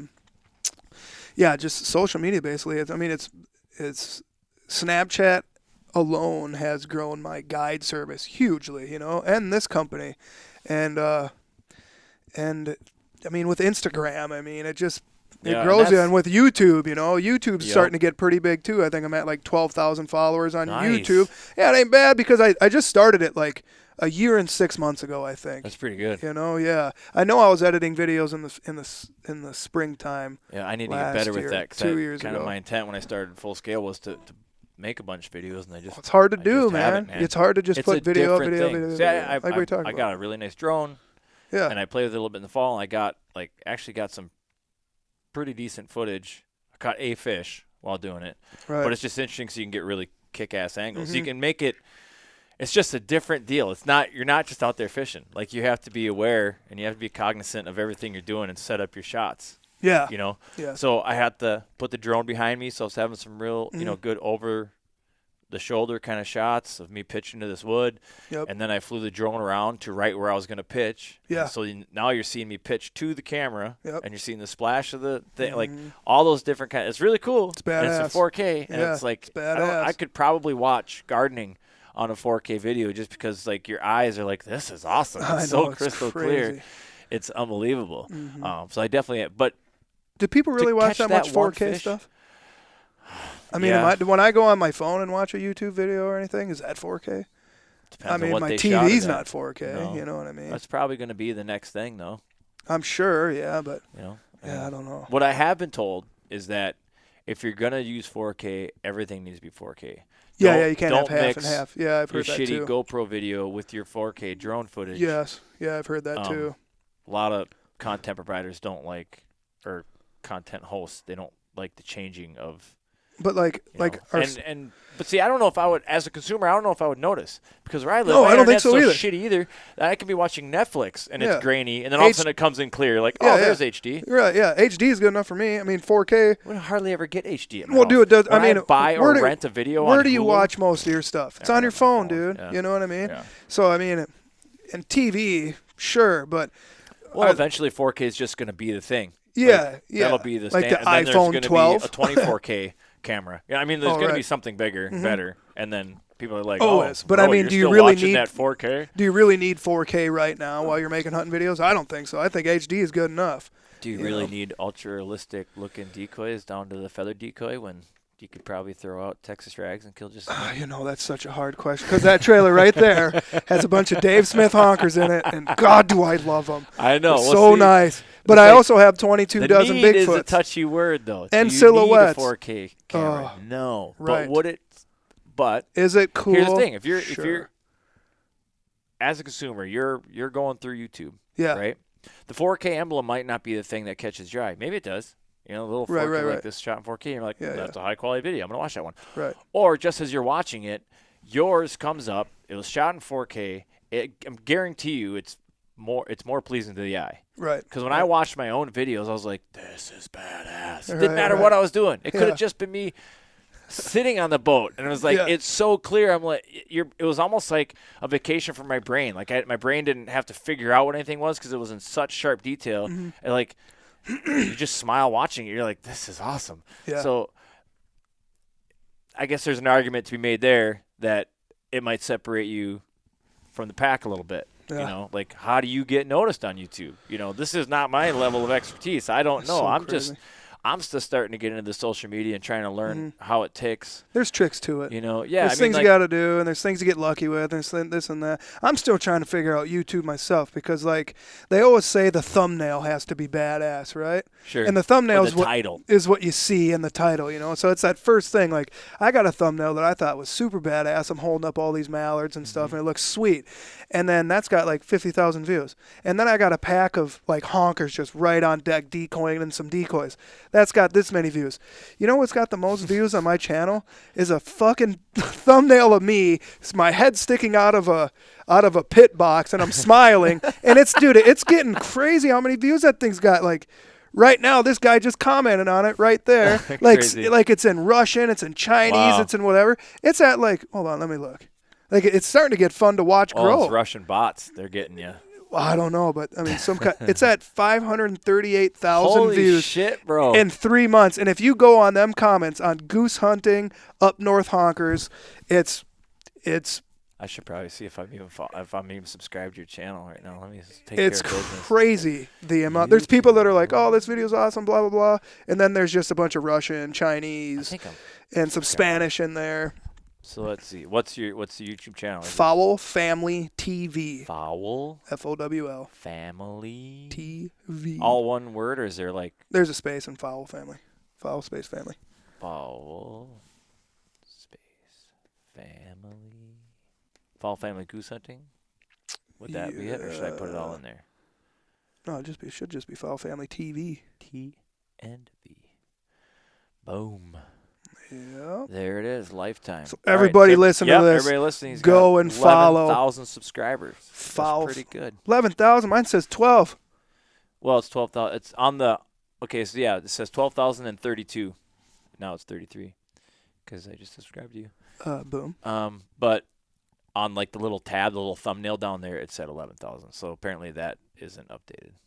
I don't know how that works. I have no idea. But yeah, as you can tell on the thumb picture, Yeah, see it's on the top it says transitioning 11K. to lifetime.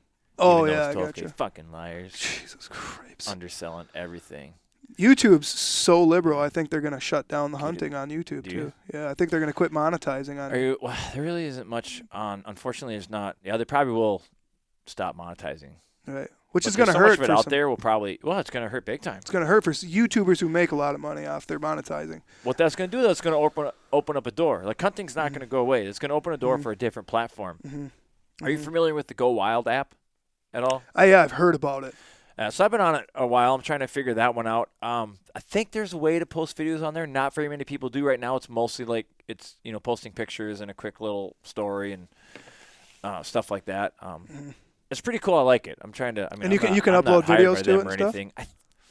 Not like YouTube. Not as easy. Yeah. But I'm guessing they'll probably. I mean, they're constantly working on it. Well, I almost wonder if YouTube didn't shut some doors or have some rights to things. I mean, there's a reason you can't make another Snapchat. You know what I mean? I mean, there's all these like apps out there. Like if you put too much nudity on Snapchat, it'll cancel you out. Yeah. You know, it'll shut you down Sure. and delete that account. I feel like YouTube would probably be the same way. Otherwise, somebody would just make a YouTube hunt or a youhunt.com, where Well, I'm all sure of us there's hunters people could that put our try, videos and stuff. But it's if you're it's like comparing yourself to your mom and pop brick and mortar grocery store, Yeah, yeah. and you want to be like, Yeah. why can't I get as big as Walmart? Well, Right. 'cause It's Walmart, 'Cause dude. it's Like Walmart, I mean, dude. YouTube it's gigantic. Yeah, You're not yeah, going to tap I into hear that. ya. But if they actually get to the point where they stop Doing hunting videos, doing then hunting videos, yeah, then exactly. they've created a market. Yeah, exactly. People are still going to want. They're not just going to Exactly. go. Well, I guess I got to put this VH tape back in my. Yeah, put go dust back to off that making player. hunting DVDs. No, you're making a market. So if Yeah. they want to shut it down, knock yourself out. But you're gonna lose those viewers. And Oh, maybe they yeah, don't for give a sure. shit. But Yeah. you're gonna create a new market. Somebody will pick. I guarantee you, there's something there's 100 of them in development right now. I guarantee it. I hope so. Whether they're successful or how they manage it or how they run it, and maybe Go Wild will do it, I don't know. But I don't know. I enjoy the Go Wild thing because it's a safe haven. I mean, Right. you can post the bloodiest picture of Awesome. whatever you want, Yep. and you're gonna get zero hate. Good.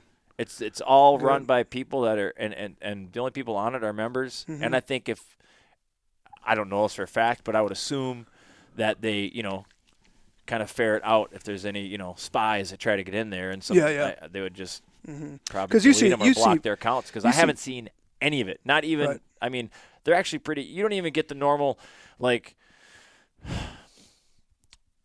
the elitist outdoor like fights between fishermen. Like, oh, you use live bait, that kind of whatever or whatever it might be. Jump shooters versus decoy shooters. You don't even really see that. That's why I like They don't- Instagram more than Facebook. They don't get on each other for that even. Right. Like it's pretty much right now at least controversy free. You can go Yeah. in there, post whatever you want, and all you're gonna get people are either gonna Like give it. They have a thumbs up and a thumb down button. Oh, cool.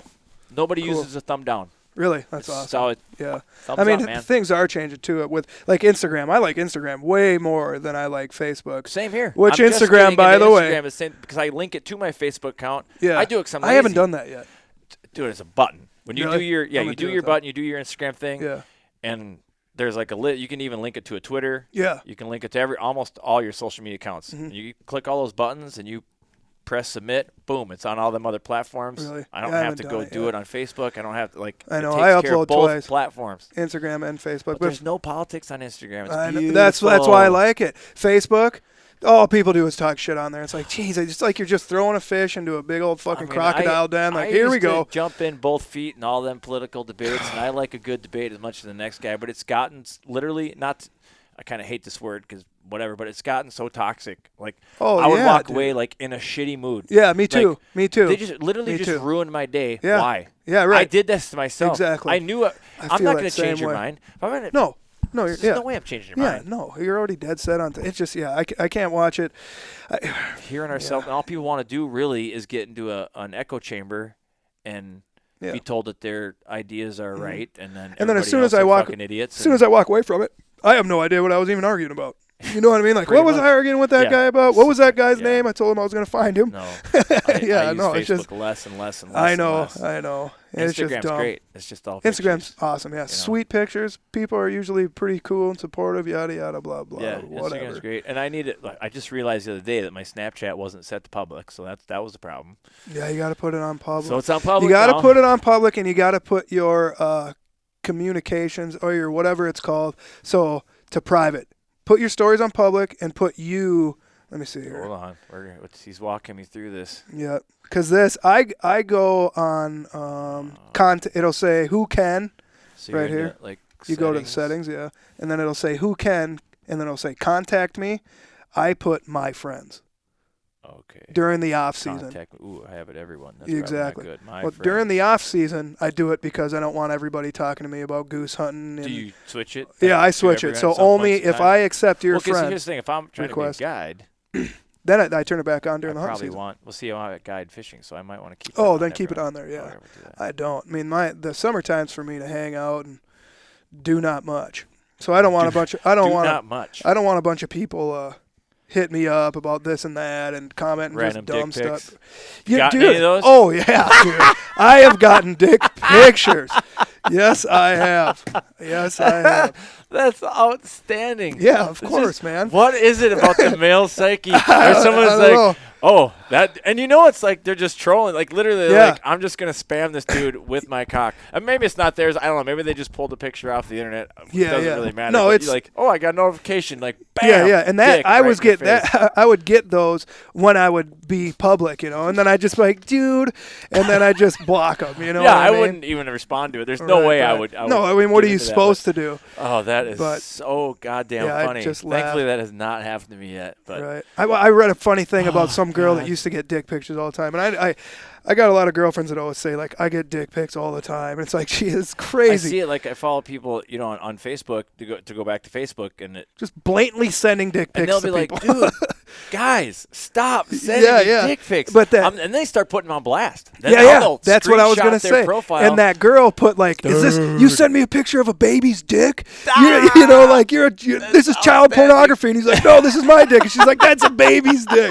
Oh, it's like that was fucking awesome. That's the way to handle it. Yeah, exactly. So I don't know. That's so funny. I just can't find myself screenshotting another guy's dick to put it on blast because he'd be like, he screenshotted it, and I'd be like, I didn't fucking screenshot it because I liked it, you bastard. But so it's the notification that you screenshot. Yeah. Like, ooh, he likes me. Yeah. Oh my God, now you're gonna. Yeah. So I put that. I put the contact me to my friends when I'm not trying to book hunts or when I'm not trying to whatever. But view my stories everywhere. What's your Instagram handle? Grinder Heintz, GRINDER HEINT. You are aware, speaking of dick pics, that Grinder. I made Grinder. Yeah. Is the gay? I made Grinder. It was gonna be like a meat market app that you could order meat from, and the meat in the Grinder. It went the wrong way, and I had to sell it for $2 billion to Instagram. But whatever. You're not right. You're not wrong. It is a meat market. Yeah. That's what it is a meat market. That's fucking hilarious. Yeah. No more the days of tapping shoes underneath the stalls at the airport. MSB airport. Yeah, you just swipe left on your phone. Swipe left and fucking dudes meet banging up. in 5 minutes. It's beautiful.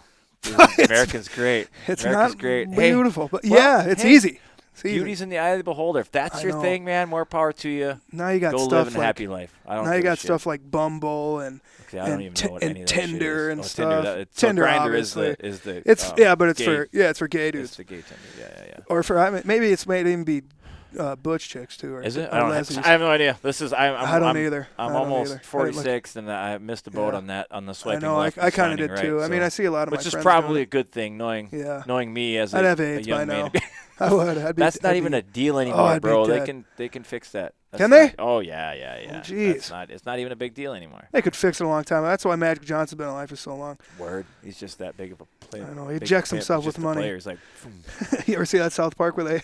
No. That's why he's alive, is because he ejects himself with money. Oh man, that's awesome. No, but I like it already. But yeah, that's my Instagram handle, and there's not a lot of gay stuff on there. Well, weren't you just at if you're into pounding, you just at the 90s with geese. Wasn't Nick just at the 90s? Yeah, Nick was, dude. Yeah, so I seen that. That's a little weird, Nick. Whatever. But hey, whatever. More power to you. I was there. My daughter's 21st birthday. We kind of bar hopped, and that's where she wanted to end the night. I'm like, really? All right. I've never been to gay 90s. It's fun. It actually is fun. It's a fucking freak show, but it's fun. I'm sure. For me, it's fun for me for about 15 minutes. Yeah. You see, like the first. Well, they're the same act. So for the drag show, it's a drag show. Well, I thought it was just a bar for a bunch of guys to get together. There's like a bar, and then there's like a separate stage. There's a separate, like there's a lower bar, there's an upper bar, and then there's the up top. That's like the stage for like the drag show. That's what 3 levels. No, there's 2 levels. There's just a bar. I explained it shitty. I'm not. I mean this. It's not my scene, bro. Yeah, right. Yeah. I have been there multiple times. However, it's not my scene. Let's go to gay 90s. You see the first few drag queens that get up there, and they do a good – but it's all lip-syncing, which as, like, I used to be in a band, so I'm a singer, and it's like you can't – how about drag queens with, like, real talent? Does that exist? That actually sing? I'm sure. They could just fucking lip-syncing I'm sure right they here. do. So anyways, I'm already critiquing them on that. Mm-hmm. But they're good performers, and you're like, this is freaky, like, Yeah. It's fun. People are having a great time. But, they take a break, and then the same 3 performers come out just in different in outfits. I'm like, okay, I've seen this. Right. Like, this is after 15 minutes, I'm like, can we go now? Right. Like, and there's an old dude walking around. He had with like chaps and just a fucking cock holster. Yeah, dude. Literally, like some old dude. Like when you're a straight guy, it'll weird you out. But also, I'd go there to humor. Like if Nick J wanted to go, which I'm sure he does. Like he if he wanted, loves it. We're just calling him out right now. Right. If he wanted to go get a beer there, I'd go get a beer to support my buddy Nick. Hindsight, it explains the shape of his calls. Anyways, whose calls? Nick's. Nick's? A little phallic looking. Oh, man. I'm just kidding. I'm just busting his balls. He's not here to defend himself. Yeah, I know. That's why it's the best. Cheap shot him while you can. No, yeah. You got to make fun of him when they're not around. Mm-hmm. But you guys seem to have fun. I think that's the other thing that I think both yours and gotta his, have like, fun Snapchats Yeah. You gotta have fun. It's shenanigans. Period. The end is when you're not having fun doing it anymore. I mean, why are you doing it? And I mean, all we do is have fun because this is what we love doing. So it's hard not to have fun. And that's kind of what I want this podcast to be too. Is like, from the gate, I wanted this to kind of mimic. We can do a serious one and get really, bare bones technical, on tips and tricks and stuff like that. And I definitely will have those episodes.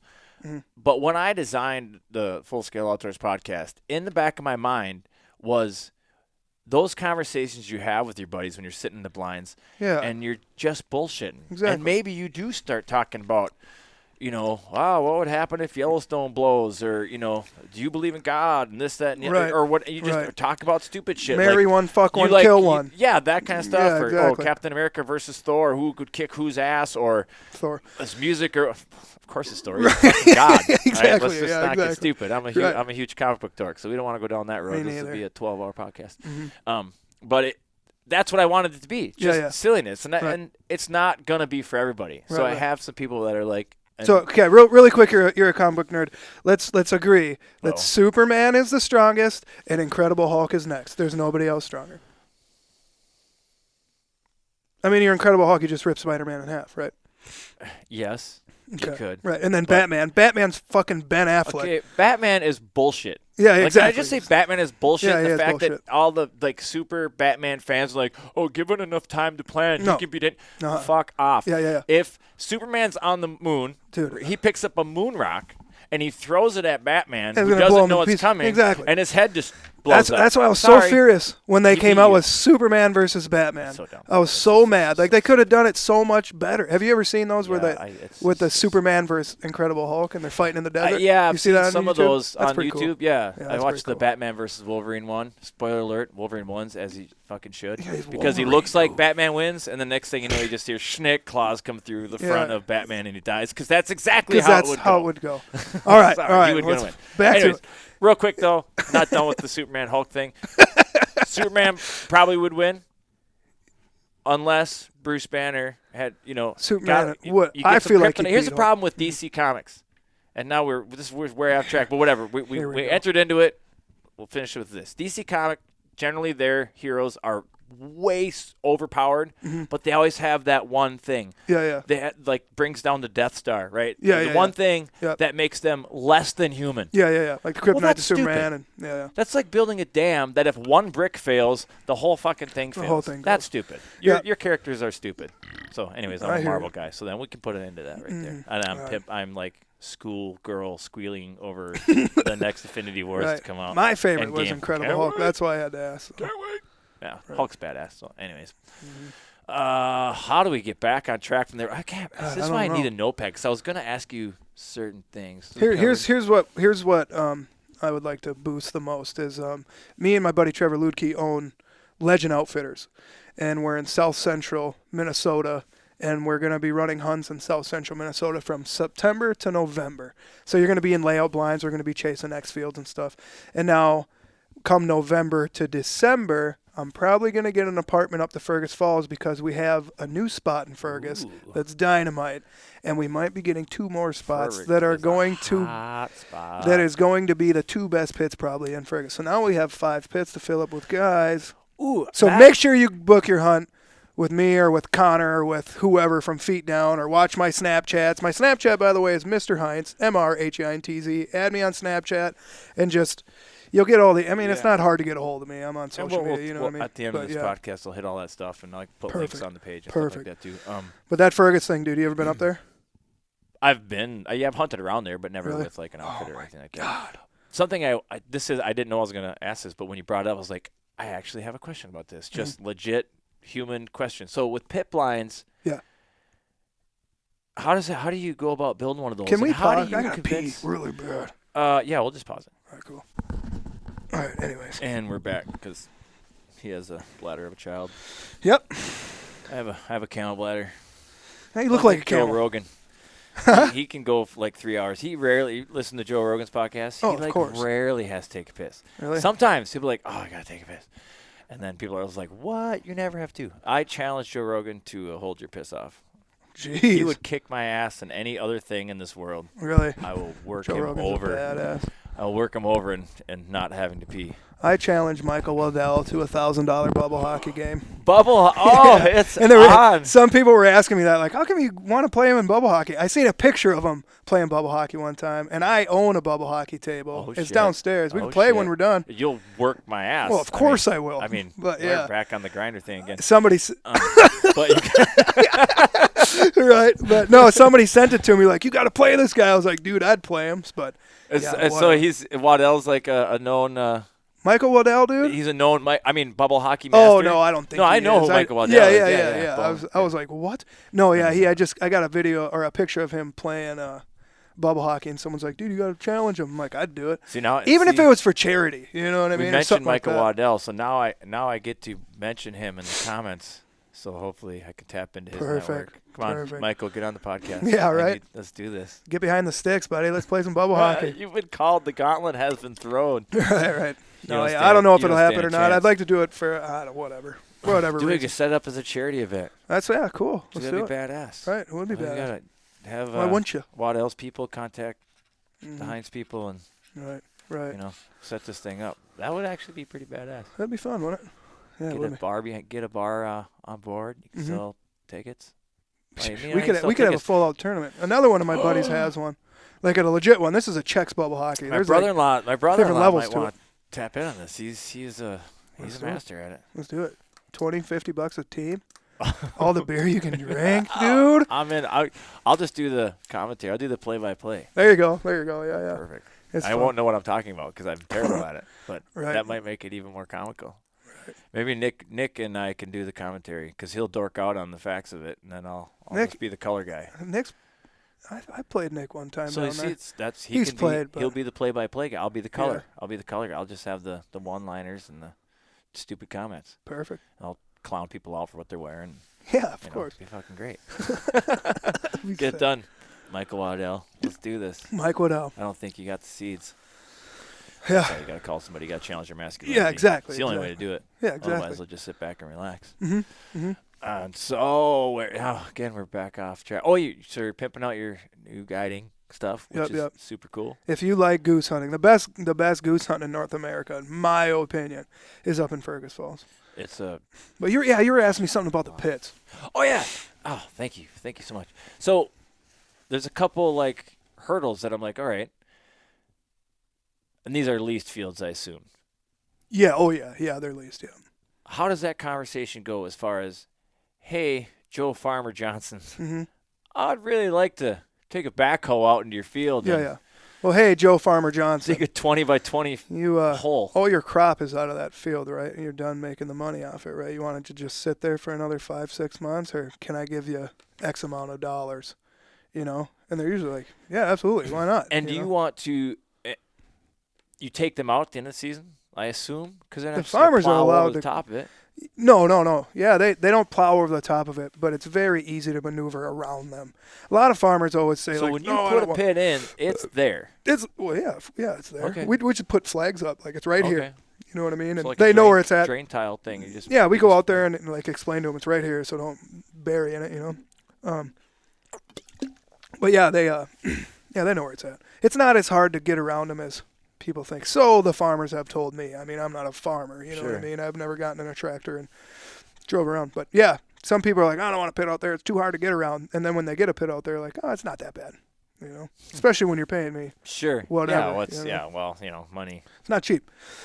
I bet not. No, I saw like a video on Facebook or something. Was like, there was a dude in a full-on kitchen making like breakfast, and you don't think anything of it, and then this guy just opens this door, and here's people staring out this pit, and some guy's blowing a goose skull. Wait, what in the hell? Did they bury a trailer house? Yeah, we have 2-story pit. It's called our airport pit. What?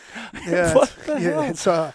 It's one that you initially get in, right? It's got the holes that you call out of, and you pull out and shoot out of, and then when you turn around, there's like a basement, and then we have a big table in there, a TV, and a stove, and it's dynamite. It's so much fun. Jesus Christ, dude. Yeah, it's sweet. We actually, when the getting's really good, we're going to have to do a podcast from the pit. Oh, yeah. That's a great idea. Hilarious. Get me and Connor to do it. Yeah. Yeah. Let's do it. That'd be sweet. That'd be awesome. Yeah, definitely. And it's a good way to weasel you in on a free hunt, too. I'll film.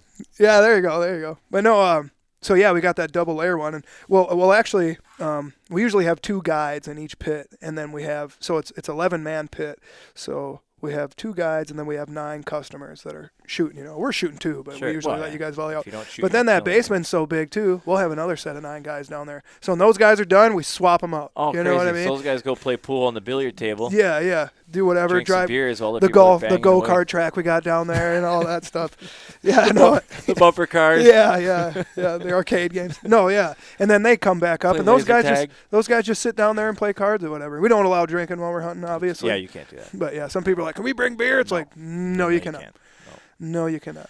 No, that's an instant for anybody out there, because I had a group that they were thinking of bringing beers out. I'm like, I'm really glad you didn't. Cause I would have told you to get the fuck out of here. Yeah, you got to go, bring dude. beers back at least. You can't. I mean, don't get me wrong. I like to drink. I like to party. I love beer, dude. Me literally, too. I'm trying to set Crown up. Cokes for days. I've been talking with Bigwood Brewery, and we're trying to set up. So if you listen to Joe Rogan, so he has his fight companion, right? People are probably tired of me talking about this, but I'm trying to set up a flight companion because I am a beer snob, and most outdoor people like to drink beer. So I want to grab 4 different people, me and then 3 other people, only because I have 4 inputs on this recording device here, so I can't really do more than that. But a flight is 4 beers, so it's perfect. Boom. So let's for sake of argument say it's 4 people have had on. So you would be a guest, Nick would be a guest, and then maybe Captain Donnie. Be a guest, and then we'd just sit down and at a brewery, and then they would come out and they'd promote their new season or 4 new seasonal brews Hell or whatever. They'd bring it out. We'd try the one. Everybody give their opinion on it. Dude. In between, we talk bullshit, share some stories, do some jokes. All right, it's time for the next. Bring the next. If you wanted to do that, we got a brewery that just popped up in Hutch. Set it up. The Bobbing Bobber. We could have done it in there. Let's set it up. Let's do it. Should have came Friday. Then we could have drank. Then we could have got drunk. Well, I leave. No, because my flight is 7 a.m. Saturday for the Keys. Oh, you're going to the Keys. You're just like me. As soon as you're done hunting, it's vacation time, baby. Let's go. Vacation. This is work, man. Well, you're going to the Keys for work? Well, not really. But yes, under the full-scale outdoors banner. I mean, I'm going to be getting a lot of content, and if I can convince because we're getting a guide for the first day. I finally convinced my brother to trailer his boat down from South Carolina, so we can we're just Airbnb-ing it, and we're gonna fish all week, hardcore, light to light, dark to dark, whatever you're gonna call it. I get so seasick, I can't do that stuff either. Not me. I don't get seasick at all. But so we're getting a guide the first day to just show us the waters. So if I can talk that guy into doing a podcast, that'd be fucking awesome. That'd be sweet. Yeah, heck yeah. And maybe get a free day out of it. Dude, I don't even want to see that. I mean, like, I'm not even, Whatever. like I said, weasel your way into a free hunt. Like, I'm not, that's not even my motivation. Well, like, I right. just want to get. Right.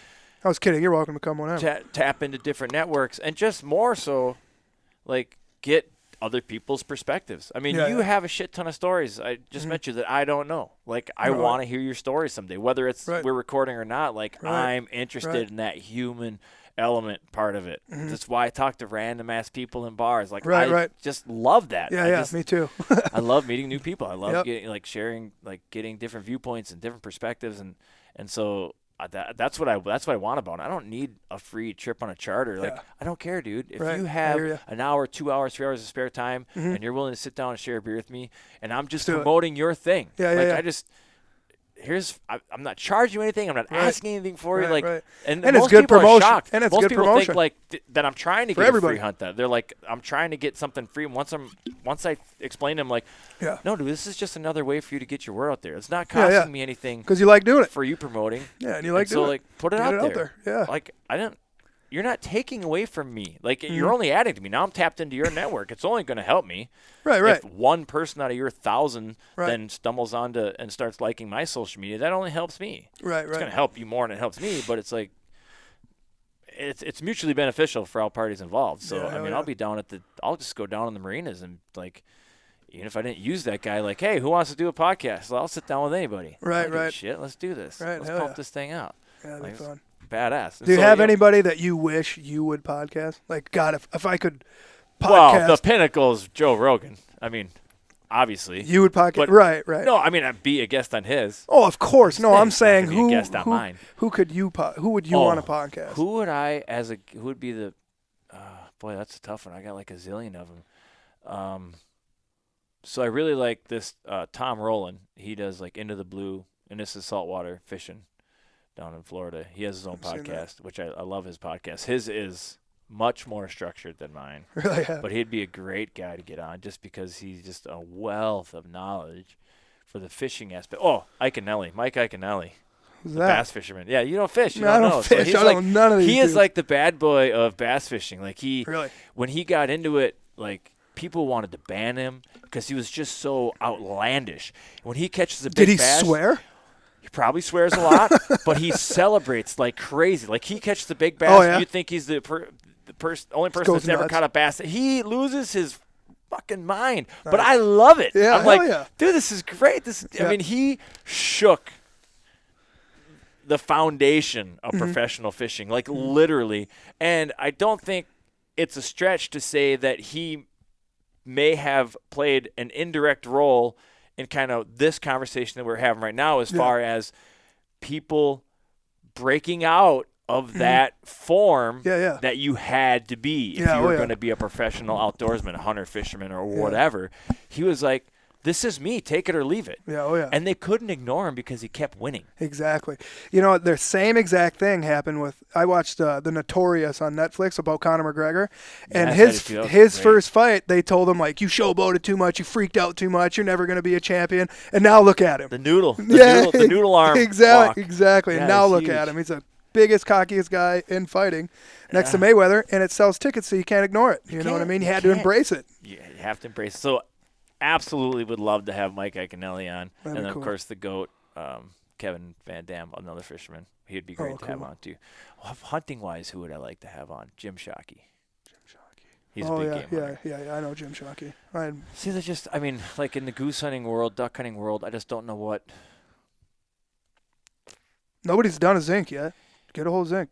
Zinc could be a fun one. Zinc could be to. great. Or I sat down with Foils once when we were Habitat Flats. I can't think of his. Tony Vanamore. Tony Vanamore. He's huge. He'd be really cool. He'd be cool too. But I mean, he kind of came up from under zinc. You know what I mean? Did he really? He was on Zinc's videos. That's why. Okay. But Zinc could be, yeah. I sat one time. Me and Nick actually sat one time with Jeff Foils when we were pigeon hunting like 4 or 5 years ago, and I asked him like the questions I wanted to ask, and it was awesome. And even Nick was like, "How come I've never heard him talk like that on a podcast? Like, remember what he told you? Remember when he said this and that?" And I'm like, "Yeah, I remember that, but he don't bring it up when he's talking with somebody else." You know what I mean? Sure. Yeah. But that was a cool one too. Do it. Set it up. We can do a round table.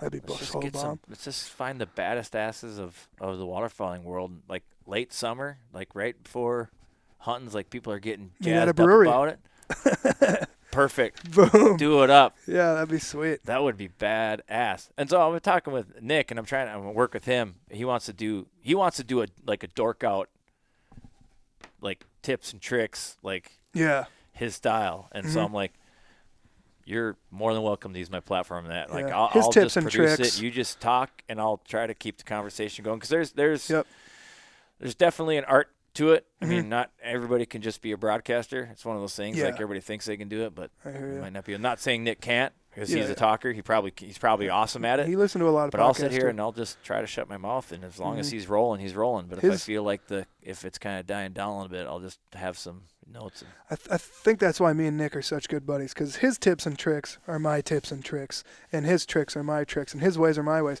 Because me and him came up under the same guy, Phil Schmidt, who used to own Goosebusters Guide Service and hunted around here. Sure. And he contacted me because he seen I was killing geese daily. You know, I was doing pretty good. My average was great. And he asked if I wanted a job. And then that's when Nick wasn't hunting for, if he wants to tell you, he can. But he got in a little trouble, so he couldn't for like a year or some dumb shit. So then he came back onto the scene. And then Phil called me and was like, "Hey, Nick's hunting again. Call Nick." So then I had Nick come out here. We're hunting north of town, and that's how me and him met. So he learned under Phil, and I learned under Phil. So it's almost like the sensei has two samurais that came together. You know what I mean? Like, I need a big gong in the background. Yeah. And now like every time me and him go out to a field, it's like, "Hey, let's do this and do this and do this," and it's like, "Yeah, that's what we're gonna do." Yeah. You know, there's no questioning it, because that's what he'd do if I was there, and that's what I'd do if he wasn't there. It's nice when you get hunting buddies like that. So my buddy Joel and I, we hunting, we're pretty close like that, but like ice fishing, we joined a ice fishing league this year, Minnesota made, and we finished 8th overall, so we're pretty happy with that. But we ice fish well together. It's like the way we think a lot alike, and so it's just more efficient because you're not debating all the time. And your success is better too, you know. Yeah, and no matter what the tactic is, because just like killing geese or catching fish, there's multiple ways to do it. There is no one right way, but if both people are on the same page, you're just going to be insanely more efficient because you're not wasting time just debating or questioning or it's like, let's do this, that sounds good, let's do it. Yep, that's what I was thinking too. That's exactly how me and Trevor Ludke are with Legend Outfitters. That's why we made Legend Outfitters. Now that Phil guy sold Goosebusters Guide Service, and then he sold it to Trevor, and Trevor lives like 35-40 minutes away from me, and then he was guiding, and I started my own thing guiding over here, and then I was like, he'd call me like, "Hey, do you got a spot I could take these 3 guys to?" I'm like, "Yeah, absolutely." And then I'd call him like, "Hey, I got 2 guys," or whatever, It's like, why don't we just, you sign a check for us, and you sign a check for me. It's like, let's just make this one, because we hunt literally exactly the same. Like, there's a lot of guys I have go out like, "Oh, I scouted, but they're landing in a chisel plowed bean field. There's no way to hide." It's like, God damn it.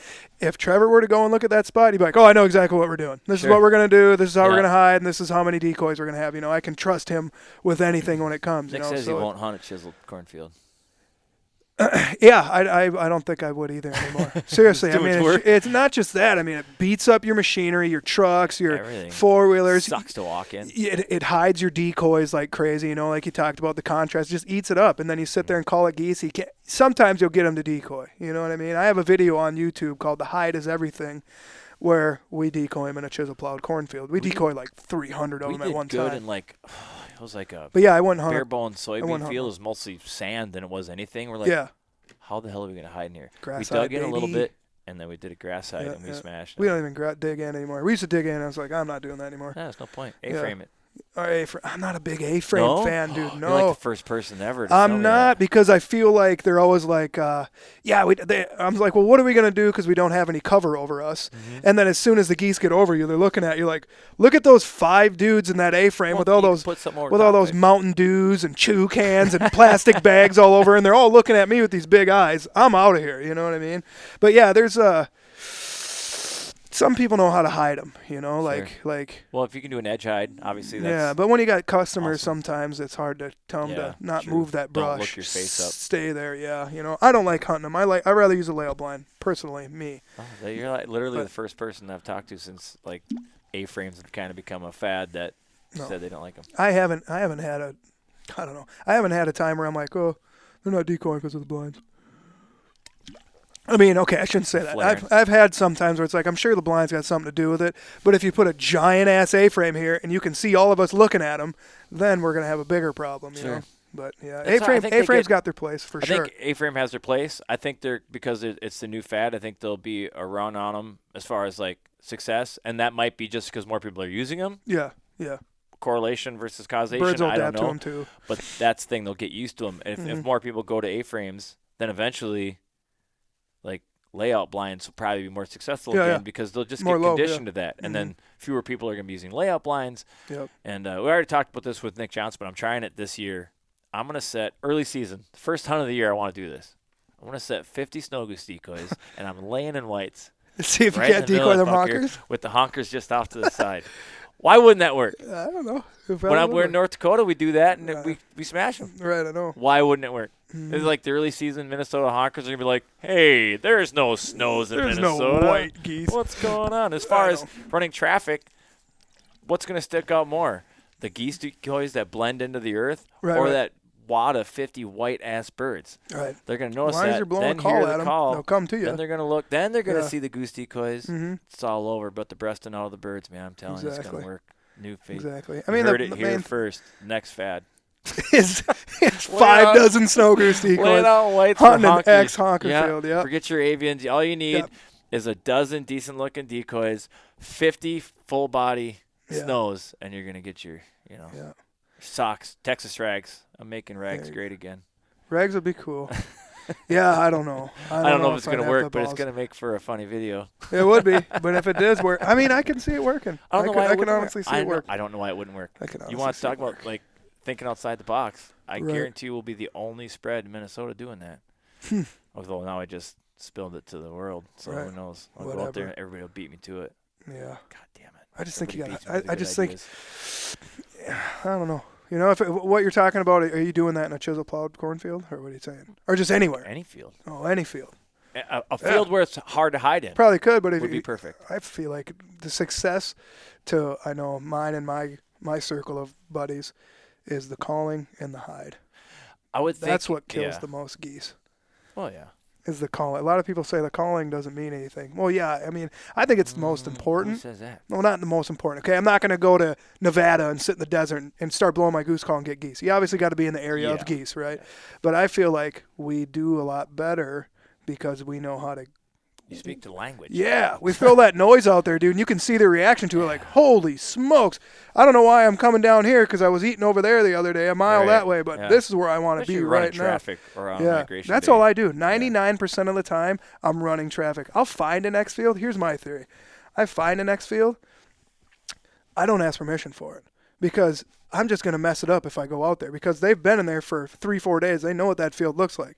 So this grass spot in front of it, they don't know what that looks like because it's just a flyover for them, you know? So now you put blinds out there and decoys, they're going to be like, oh, okay, here we go. And not just that, if you go and hunt that X field, it's done. But if you hunt this you can run traffic on the same 2 or 3 times. Yeah. That's an interesting And perspective. maybe you can go get permission for that X field and tell them, okay, I'm going to hunt it on Sunday, but Thursday, Friday, on the other. I'm going to do this. That's a good idea. You know what I mean? We've been doing that for a while, but yeah. Sometimes it works. Sometimes you beat up that line so hard, you got 15 dudes out there and you crush them so hard, they just they go the other direction, go to a different field or whatever. Sure. It's a good idea. I never really thought about that. I'll have to put that one in the old bag of tricks. A lot of people are X-Field hunters.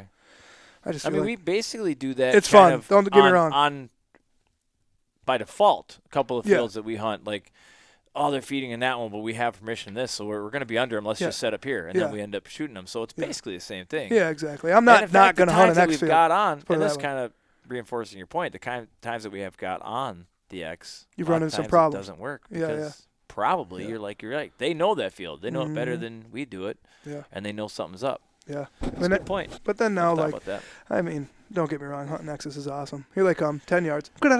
Yeah, and then there's sometimes you couldn't fuck it up if you tried. Yeah, exactly. You're standing there, truck and trailer in the field. Determined, to come there for whatever reason. I know, and I feel like that's why a lot of migrating geese are really vulnerable. That's why you get them when the truck and trailer out in the field, because you're like, oh, let's start calling at these, and they come right to it because they don't know that truck. I mean, they didn't go to school to be like, that's a Chevy truck with a Lumacraft trailer. Yeah, right. You know what I mean? They don't know. That could be a feed truck for all they know. Yeah, that could be a piece of farm equipment. Something. Yeah, they don't care. They definitely don't give a shit about tractors.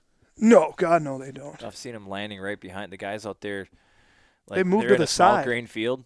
Yeah. You know, and they're feeding in there, and the guy comes, and he's starting to till it under. Mm-hmm. Yeah, they get up, they talk, they make a bunch of racket, and as soon as they get right back down. Go in there. They don't give a shit. Especially on refuges. I know a farmer that farms a bunch of refuges around town here. Yeah. And he'll drive, and he says they part like the Red Sea. He goes by, and then they filter back in behind him. It's like, Jesus Christ. Let that not be refuge 1 year. She's just got to make it's basically a pit blind, but it's just a cardboard cutout of a giant John Deere. Right. Why don't you just do that? Right. Yeah, there you go. There you go. 2020. Another $1 million idea. Right. I do have an idea. I shouldn't give this away. Yeah, I'm going to give it to. away because I don't have the money for it. So if there's a backer out there. So my shot is I was picking up shells, in the field. 8,000 shells when you take. Let's stick with a magnet on it. Way better, dude. Way better. So we start thinking, like, why don't they make biodegradable wads? Wads. Wads. Yeah, the wads are the hardest to find. The wads. Right. We do. I pick them up as I'm picking up shells. Yeah. I see a wad, I pick it up. Yep, exactly. But I don't go out of my way to find every wad because with the wind and the direction you shoot, literally there's 360 degrees around you, spread out everywhere. You're not going to get every last one. So why aren't those biodegradable? Yeah, I don't know. That's a good question. They should be biodegradable. And then I thought, well, why can't the shotgun shells be biodegradable too? Yeah. Because there are get them wet with hemp plastics. Now that we're getting past this whole, hemp is banned and everything else, hemp plastic is biodegradable. Mm-hmm. Why not make hemp plastic wads and hemp plastic shotgun shells? I mean, even if you had the little high shot, pot shot. Come on, pot shot, dude. Holy smoke. Turn that off. See, I told you. I shouldn't have said anything. I know Nick Johnson's on board with this. Oh, yeah. Yeah, he's gonna be my spokesperson. Yes, he is. So I have an ideas guy. I need some backers. Let's get this done. Mm-hmm. Yeah, I mean that would be a good idea. But I also seen on online, which I seen on Facebook. So it's true, dude. It's 100% true. They had a plastic bag in China now that's biodegradable. Like it just melts away. Like why are we not? Hemp plastic is a real thing. Like I didn't invent it. I didn't invent that. It's a real technology that is viable right now. Right. I should do it. At least the wads, like you said. I mean, not the shotgun shells, because the shells you can pick those all up, right? And then you're still going to be. I mean, even the plastic, you're still on the brass, but brass isn't really. I mean, it's just metal. It's not detrimental to the environment. I mean, it might fuck up some farmers' equipment. I'm sure they're thinking about it. Somebody's got to be thinking about it. If I thought about it, it's been in the works for about 20 years. And if they hear it on here, they're not going to call you. They're going to do it. Some guy's going to get a raise because of it. They're going to beat me to it. And that's just how it is. Yeah. It's like whatever. Take it. At least it makes the world a better place. Exactly. Right? Yeah. Sacrifice. I'm doing my part. It's for the children. It is for the children. Just got to do all the right keywords. That's the thing with talking about social media keywords on Instagram. I'm learning. What's that? Oh, hashtags. I heard they dumbed it down to only 5 matter now. You can put 20, 30 on there, but only 5 are really going to bang out there. I think that's about all I use anyways. Yeah, me too. But I have noticed it's starting to work. Like with my snow goose post, they'll do hashtag snow geese, spring snows, snow goose hunting, waterfalling. Yeah. Sometimes I use more tags than that, but if it's only 5, maybe I should. I just looked up. I know you're right. I used to think like, do people really even look this shit up? But then I was just on Instagram, and I mean, my first search is hashtag honkers, and that was 4 hours ago that I was looking at it. Sure. But Instagram will even tell you it's like you search this hunt or you. Other hashtags you might like because you follow it. And you're like, oh, yeah, cool. Follow those too. Exactly. So there are definitely not really ways to hack it. I think that's the point. I mean, that was the Yeah, point that's of the point. hashtag Yeah, is for to sure. follow. I listened to a podcast. They talked about like the origins of the hashtag. It started in like the internet. It started just as like something for academics, so they could email. I could email you my study in Yeah. Japan, and I'm in America, and then you can review it, and you can add your data to it. Like that's what the internet was, and then it blew up to what it is now. Same thing with hashtags. It was a way for like colleagues, if you had a bunch of people working on the same project, so that the Twitter, it was so it was the guy like the inventor of Twitter. I think it was the guy. I think it was on Joe Rogan podcast actually, and he's like, how it originated, the hashtag originated. He's like, we needed a way that because we have these people are working on this project, these people are working on this project, and these people are working on this project, but 2 people from each group were on this project. Mm-hmm. So it's like, how can we get everybody on the same board? It's like, well, just if your project is called Blue Jug, whatever. Right, Just, it's like if I just do hashtag Blue Jug. Yeah. Now when you go to work on that project, just use the hashtag, and then we're all on the same page. Yeah. Anytime a change is made to it, an amendment or an addition, like everybody can find it. Yeah. So that's how now we got. Now it is what it is. Now hashtag honkers to find goose hunting videos. Right, it's kind of weird how that shit just it is. happens. Mm-hmm. Yeah, it's kind of bizarre, helps, but you got it. nice. Yeah, I'm a baby with this stuff. Do you got Twitter? I have one. I don't use it. I don't have Twitter. I don't plan on tweeting. I'm not going down there. I have my hands full with Facebook, Instagram, and now Snapchat. So yeah. And I do use the Go Wild app. I do like that one. Do you? I'm gonna have to look at that. It's pretty. It's in its kind of in infancy. I mean, it's been up for quite a while, but it's just far as its reach. Yeah. It's not. It's nowhere near. I gotcha. And it's not going to be. It's not ever going to be as big as Facebook because it's only appealing to a small group of people: hunters, fishers, campers. And there's hiking, and there's all. I mean, it's pretty much anything outdoors is on it. And the way it's set up pretty cool. Like I like the idea of it. I'm gonna check it out. You for sure. click on they call it the trails you want. So if you are somebody that only likes 2 things, deer hunting and goose hunting, you click those things. Those are the only thing that's going to be in your feed. Oh, that's You're cool. not going to get random fishing stuff in your feed. Yeah. Unless you follow a particular person, and which you can do that too. You follow whoever you want, and then you can go into the trails and pick one. Like I just want to dork out on this. Go to waterfalling one trail, and it's only waterfalling posts. That's pretty cool. You don't have to feed through shark fishing Bunch of videos bullshit. or pictures or whatever. Yeah. You're not into that shit. So it's kind of cool, and they're toying with it all the time. I like it. And he has a podcast too. Brad Luttrell, I think is his name, and Restless Native podcast. That's his podcast. So yeah, there's a lot of people out there doing it. I like. I'm not paying me to do anything for that app. I just like it, so that's I badass. promote it. So pretty cool. I like it. It's pretty neat. Anything else you want to pimp out? What are we doing? Shoot, I don't know. What are we at? Well, I don't know. So we paused it. It's 30 minutes on addition to whatever the fuck it was before. No, I feel like we haven't been sitting here that long after I Dude, these things they're a time warp. They're just whatever. Yeah. We can keep talking. I don't have anywhere to be. Shit, I don't either. I got nothing to do. I don't know. Some crazy stories. What's the craziest thing that's happened to you in the goose field?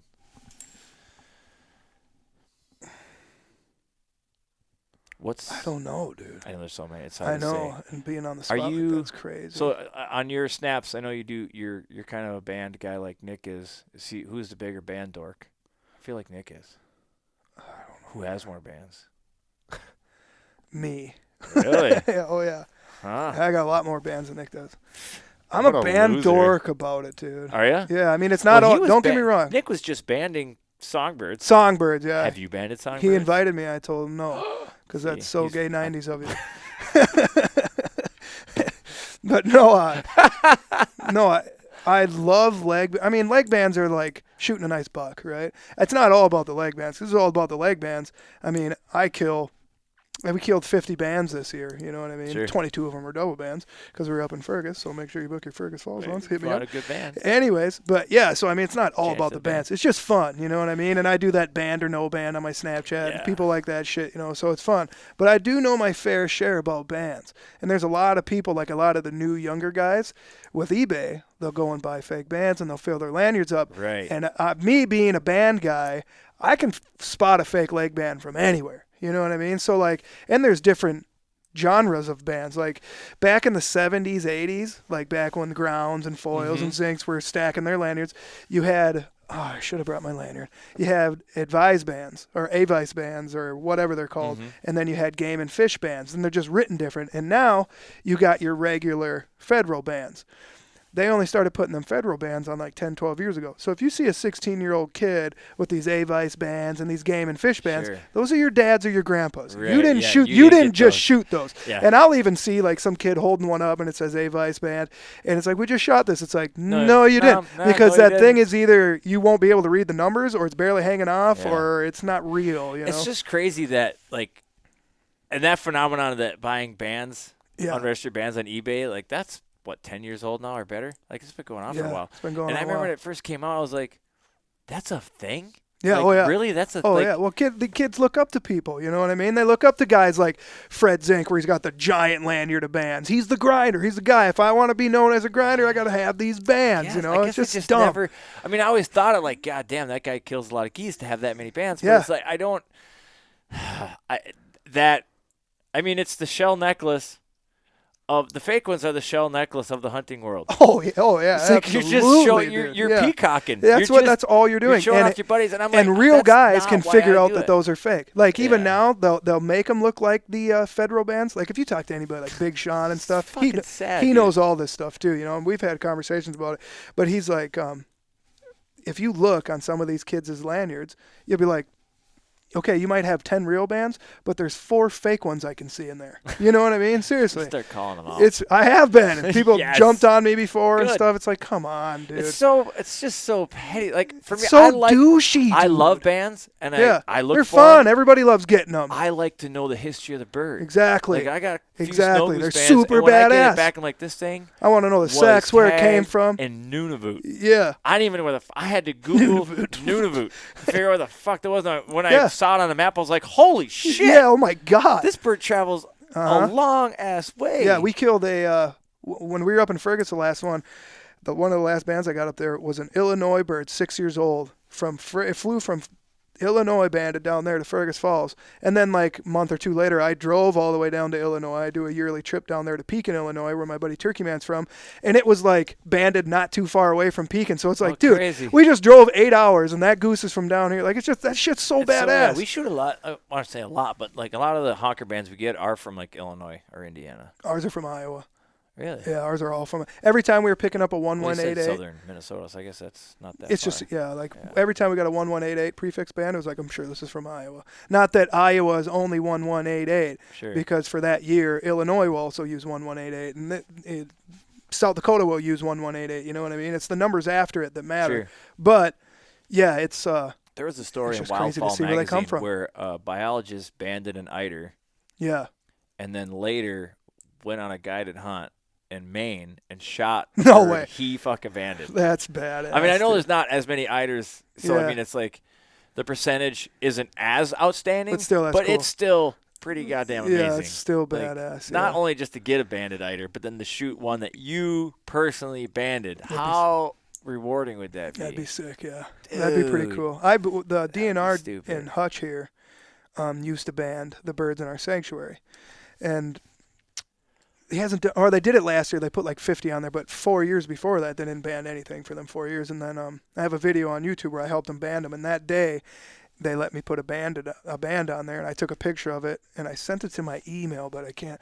I always wanted to put on Facebook like, hey, 6 years ago I banded this goose. Has anybody got this one? You know. And I got a private duck band. I never did call. Really? Yeah, I still have. I mean, obviously, I still have it. I need to call them. Tell them. Oh yeah, by the way, 3 years ago, I shot your bird. Shot your banded duck, dude. Because I buy mallard ducklings every year. For really? My little hobby farm, and they all fly. They always fly away or get jacked by some critter. I had a buddy of mine, Jenkins. He was hunting like west of town. And he was walking out to the spread, and this goose was circling the spread, and it flew over him, like flew at him. He's like, it was weird. So I shot it and killed it, and it was banded. But it had one of those Good Luck Ducks Unlimited bands, flipped inside out, and then an engraver, like professionally engraved, like my name is this and this. This, I don't think it had the goose's name on it. Maybe it did have the goose's name on it. But this guy would raise 2 pairs, and then he would let him go. He'd raise them, band them in his front yard, and the guy's like, "Oh yeah, that's my bird."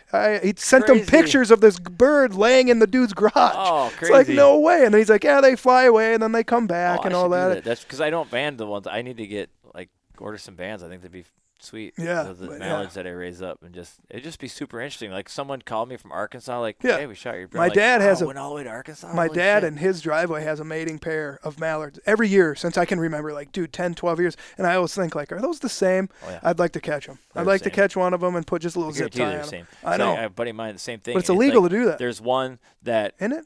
Maybe. Probably. Yeah. I know there's some federal stuff, but it's like, well, I just Somebody put a little. Probably snuck on your property and they did it. They banned it. It wasn't you. Right? No, not me. I don't even hunt. And it's for research. Yeah. How far was I going with that? Oh, I live in just north of Carlos Avery. Most of mine would probably be recovered in Carlos. Oh, right. Yeah, right. Just the banding reports would spike dramatically. Yeah. In Carlos, you wouldn't, honest, but I mean, like I said, they used to ban the shit out of them down here at the sanctuary. They'd get 100, 120, and then you'd think that we'd smash them. We never did. We'd maybe get one, you know what I mean? Or the next year we'd get one from 3 years ago. I got a bunch of honker bands, but I mean, I bet maybe 12 of them came from Hutch, and it's all in different years too. Sure. It's not like banded last month. I've never got one of them. I've been a part of quite a few bands, but I rarely get them. If it's a group thing, I never get to draw. Yeah, and to be honest, I don't even want them because if you didn't know you shot them, I don't really want it. I'm the same way. And it goes to that thing. My bands, I dork out about bands. I like bands because I like the story behind the band. Exactly. I like to know where that bird has been. If there's a band on my lanyard, you can be rest assured I shot it. Right. And if I somehow did win one of the draws, which generally I don't even like having my name in the hat if I didn't shoot at that bird. If 8 people shot at the bird, well, yeah, I mean, I have just as much chance of shooting that bird as you did. Right. But if I know, there was an instance, we shot a bird in Pine City, it was banded. I wasn't shooting at that bird. Right. They're putting their, how many people are in? I'm like, no. Yeah, I'm not in this. I do the same want thing. That band. I do the same thing. I don't want it. Yeah, I do the same thing. Well, you're part of the hunt. No, I did. I know I didn't shoot that bird. If I know I shot at it. And you always got the guys on the other end of the pit like, oh, I shot at that bird too. It's like, all right, well, I am going to try to be in this one because that was my side bird. I know where I shot. I hunt every day. And I've had people be like, dude, there's no way you shot all those bands. It's like, dude, I goose hunt every day. Yeah. You know what I mean? There's going to be a lot of situations where I kill bands. And now with band hunting, that's why I got those DSDs, is because there's a lot of grass spots that I got that I can land them in that grass and look for them. I've done it. Ground pounding them. Yeah, and I actually have another YouTube video where I have it's called Successful Band Hunt, where I kill one. We kill 2 of them, actually. Oh, nice. We'll land them and look for them. Or, I'm getting pretty good at when they're coming in. Instead of when a goose is, look at their feet. Don't look at their chest and calm down. It's got to be hard to do. A lot of people. Your eyes just go right to the. Yeah, they go right to where you want to shoot. It's like their chest, but I'm just looking at their feet, and I'm gotten pretty good at it. And I know my buddy Trent Toso from up at Feet Down, he's gotten great at it. You don't have a metal detector? You seen that He does, I think. I think he's got it scanned. No, it's a little monocle. It's like a little telescope. It's like a 5X, little tiny. I saw it on the shelf at the Bells or some shit. I'm serious. It's called a metal detector, and it's so you can look at. No geese coming in to see if they have bands on. No, yes, I swear to Christ. It's not April 1st anymore. You're not. No, I swear to God, I saw this thing. I don't know if it was meant to be a joke, but I swear, I think it's called the metal detector. My buddy Trent's Googling it right now. Tiny. I guarantee it. It's just a little tiny tube. It's a monocle. That's crazy. It's a monocle that you it's supposed to zoom in to help you find bands. That's fucking hilarious. They're called binoculars. That's what I use. I just use binos. No, it's easy. But it attaches to your lanyard, so it's right here. You just go like that. You just lift it up, boom, just like your calls. Easy. Right to your eye. Boom. That's crazy. Let's see, where are they at? Yeah, see, we get it. Nick's kicking himself right now. He's like, I had that idea 20 years ago.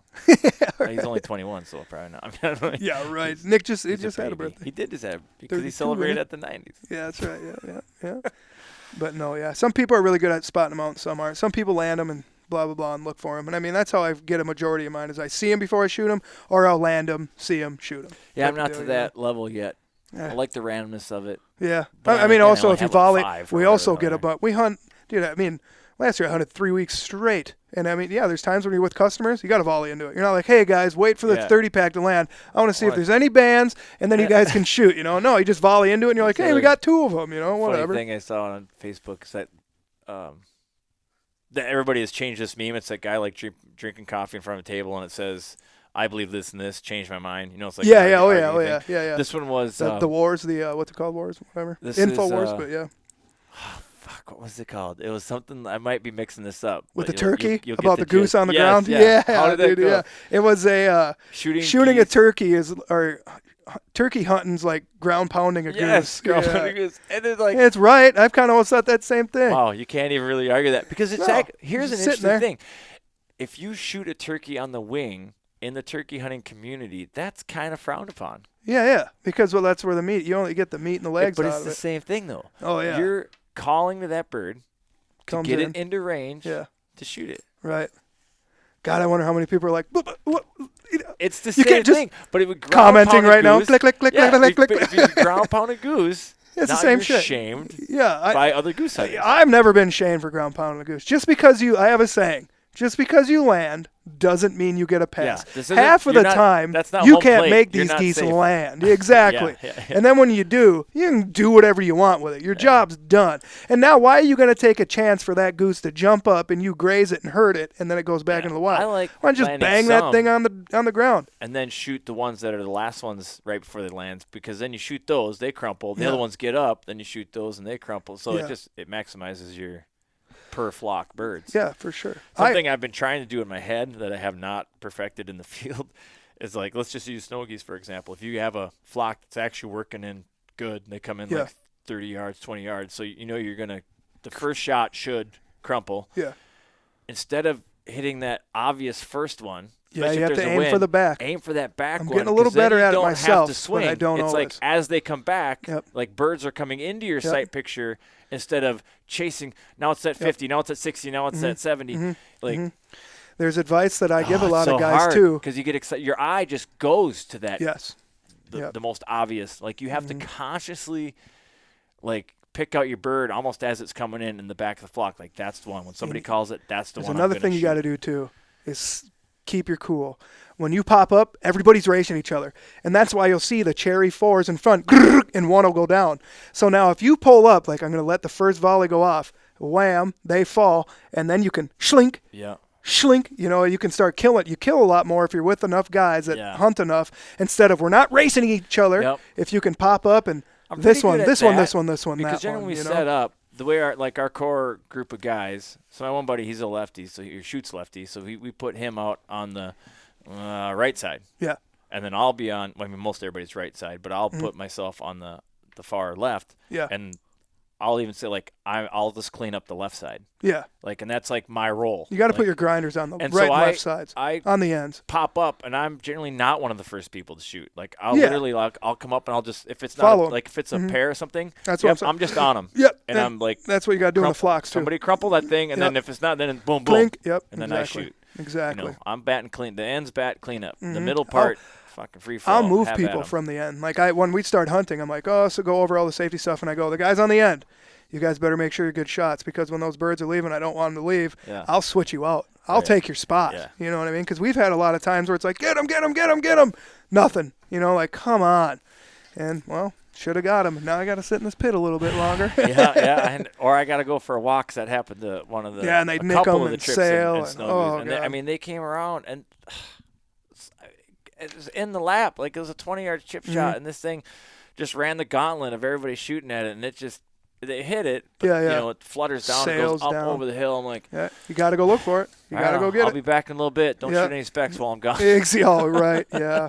Oh God, it's so scary with clients. You almost, if you see any specks in the flock, you almost should just sit up not this group, guys. Yeah. Or I'll say, if there's any doubt, shoot white. Yeah, exactly. Just if there's any doubt, just don't shoot.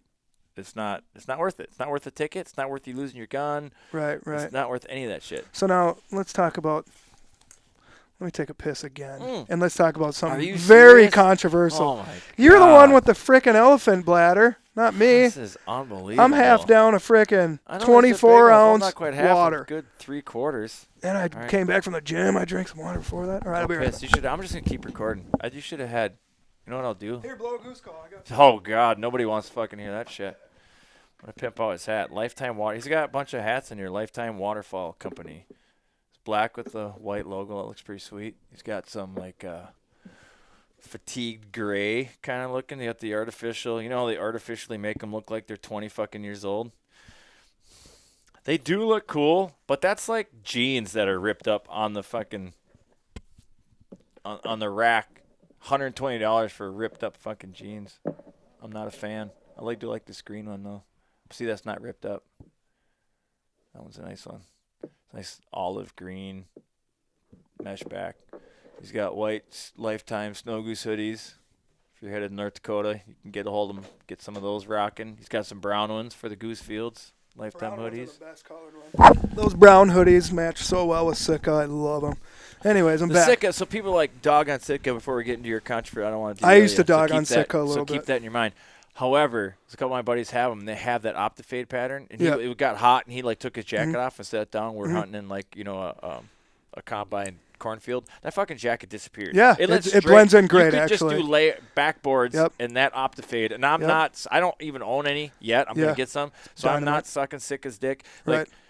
holy shit! They got a great dick. They though. nailed that But- camel pattern for Yeah. at least a Yeah. combined cornfield. Yeah, Like, that's what I said. When we holy stand in shit. corn or when we've been against like a cattail line, like a yellow cattail line, it's like, dude, Thing that looks disappears. great. It just Yeah. disappears. And I used to bash it because I thought people were wearing it because they thought that like it would make them like a better waterfall hunter or something. You know, I don't know. I got caught up in the hype, What do and they then. call it? It's, keep going. There's a term. But then I can't got remember. my first pair of. I used to wear Carhartts, right, bibs, and my ass would get wet, and I'd have a big frozen spot in my ass Sure. end, and then I was like, "Let me try this Sitka thing out, dude." So I bought some Sitkas. The best bibs I've ever had. I still have them to this day, Yeah, and there they're you go. dynamite. They're awesome. Their customer service is the best. You get a tear in them, you send them. A little bit later, you get them back, and the tear's fixed. You know, or they send you a brand new pair. Sure. Like Sitka is a dynamite company, and it is the best waterfall And they hunting have clothes. waders that are like $1,000. Yeah, but dude, they're a lifetime pair of waders. You know how Yeah. many waders I've gone through? It's what, 2 years. 5, 6 They don't pairs of ever waders. last. You get one in 2030.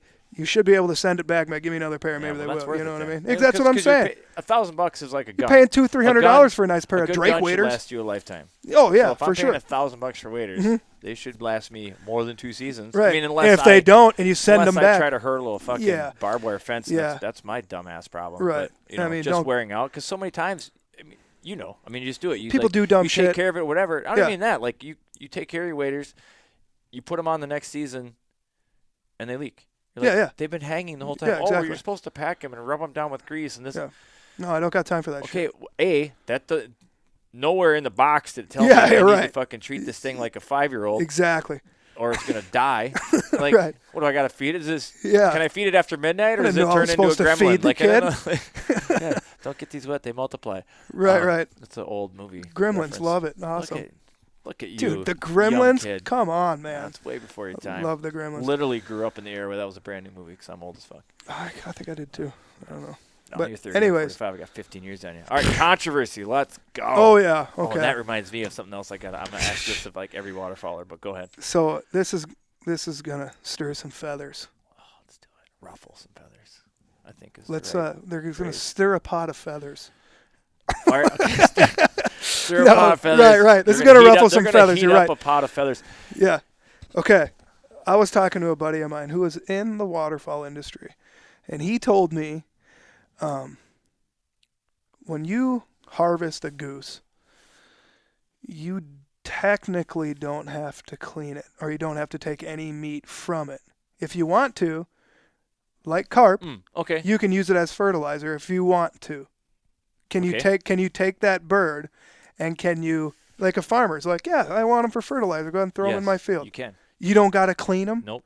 This is insane. Nope. Not only Once- is that insane to me, I mean, my dad grew me up to be like, if you kill it, you better eat it type of thing. Yep. And I do.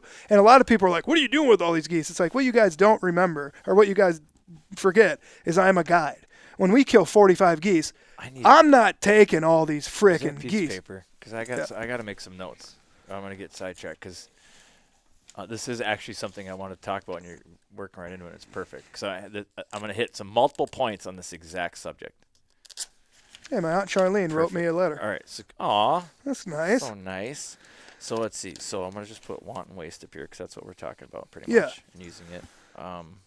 But I mean, so anyways, we kill 45 geese. I'm not taking them all, obviously. You know what I mean? Right. If we don't kill my limit, there's a part of the time, unless I shot and I know I shot that bird, then I take that bird.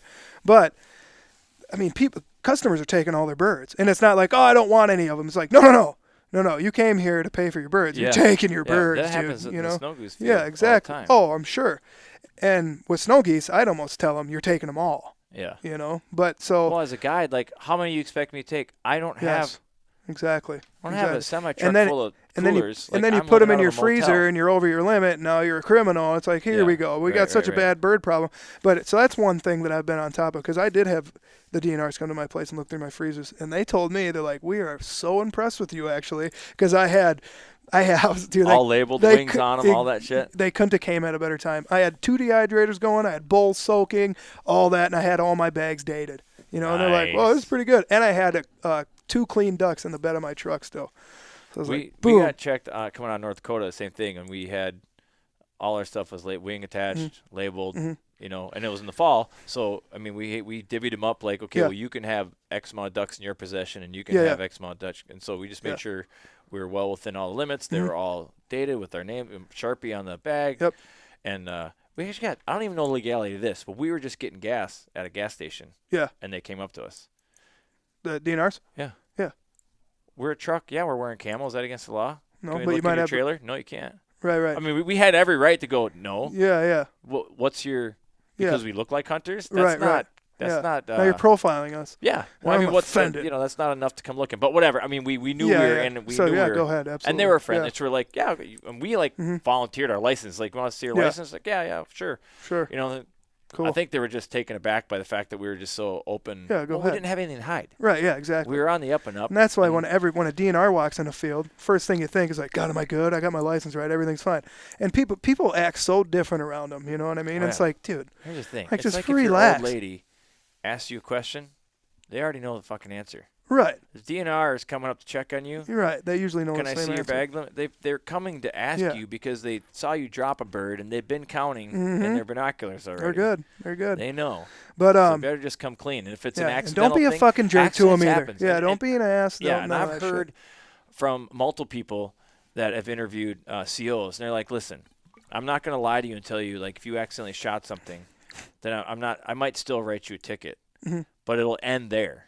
Yeah. Like that, Yeah, I know. I won't take your gun. Hide it. Yeah, I won't take your gun. If you're dishonest and I catch you in a lie, because I already know what you did, and if you try to cover it, you're gonna get it much harsher. Right. Like you make mistakes. Oh yeah. Low level people was light. do. There was a people blue. do. Everybody's broken the law coming right at me when it comes to hunting all the time. In the spring. It's like, boom. Fuck. That happens. Yeah, exactly. So just come clean with it. Yeah, what are you supposed to do too? Like let's say you're snow goose hunting, you got this big spin coming down on you, you got 2,000 snows in here.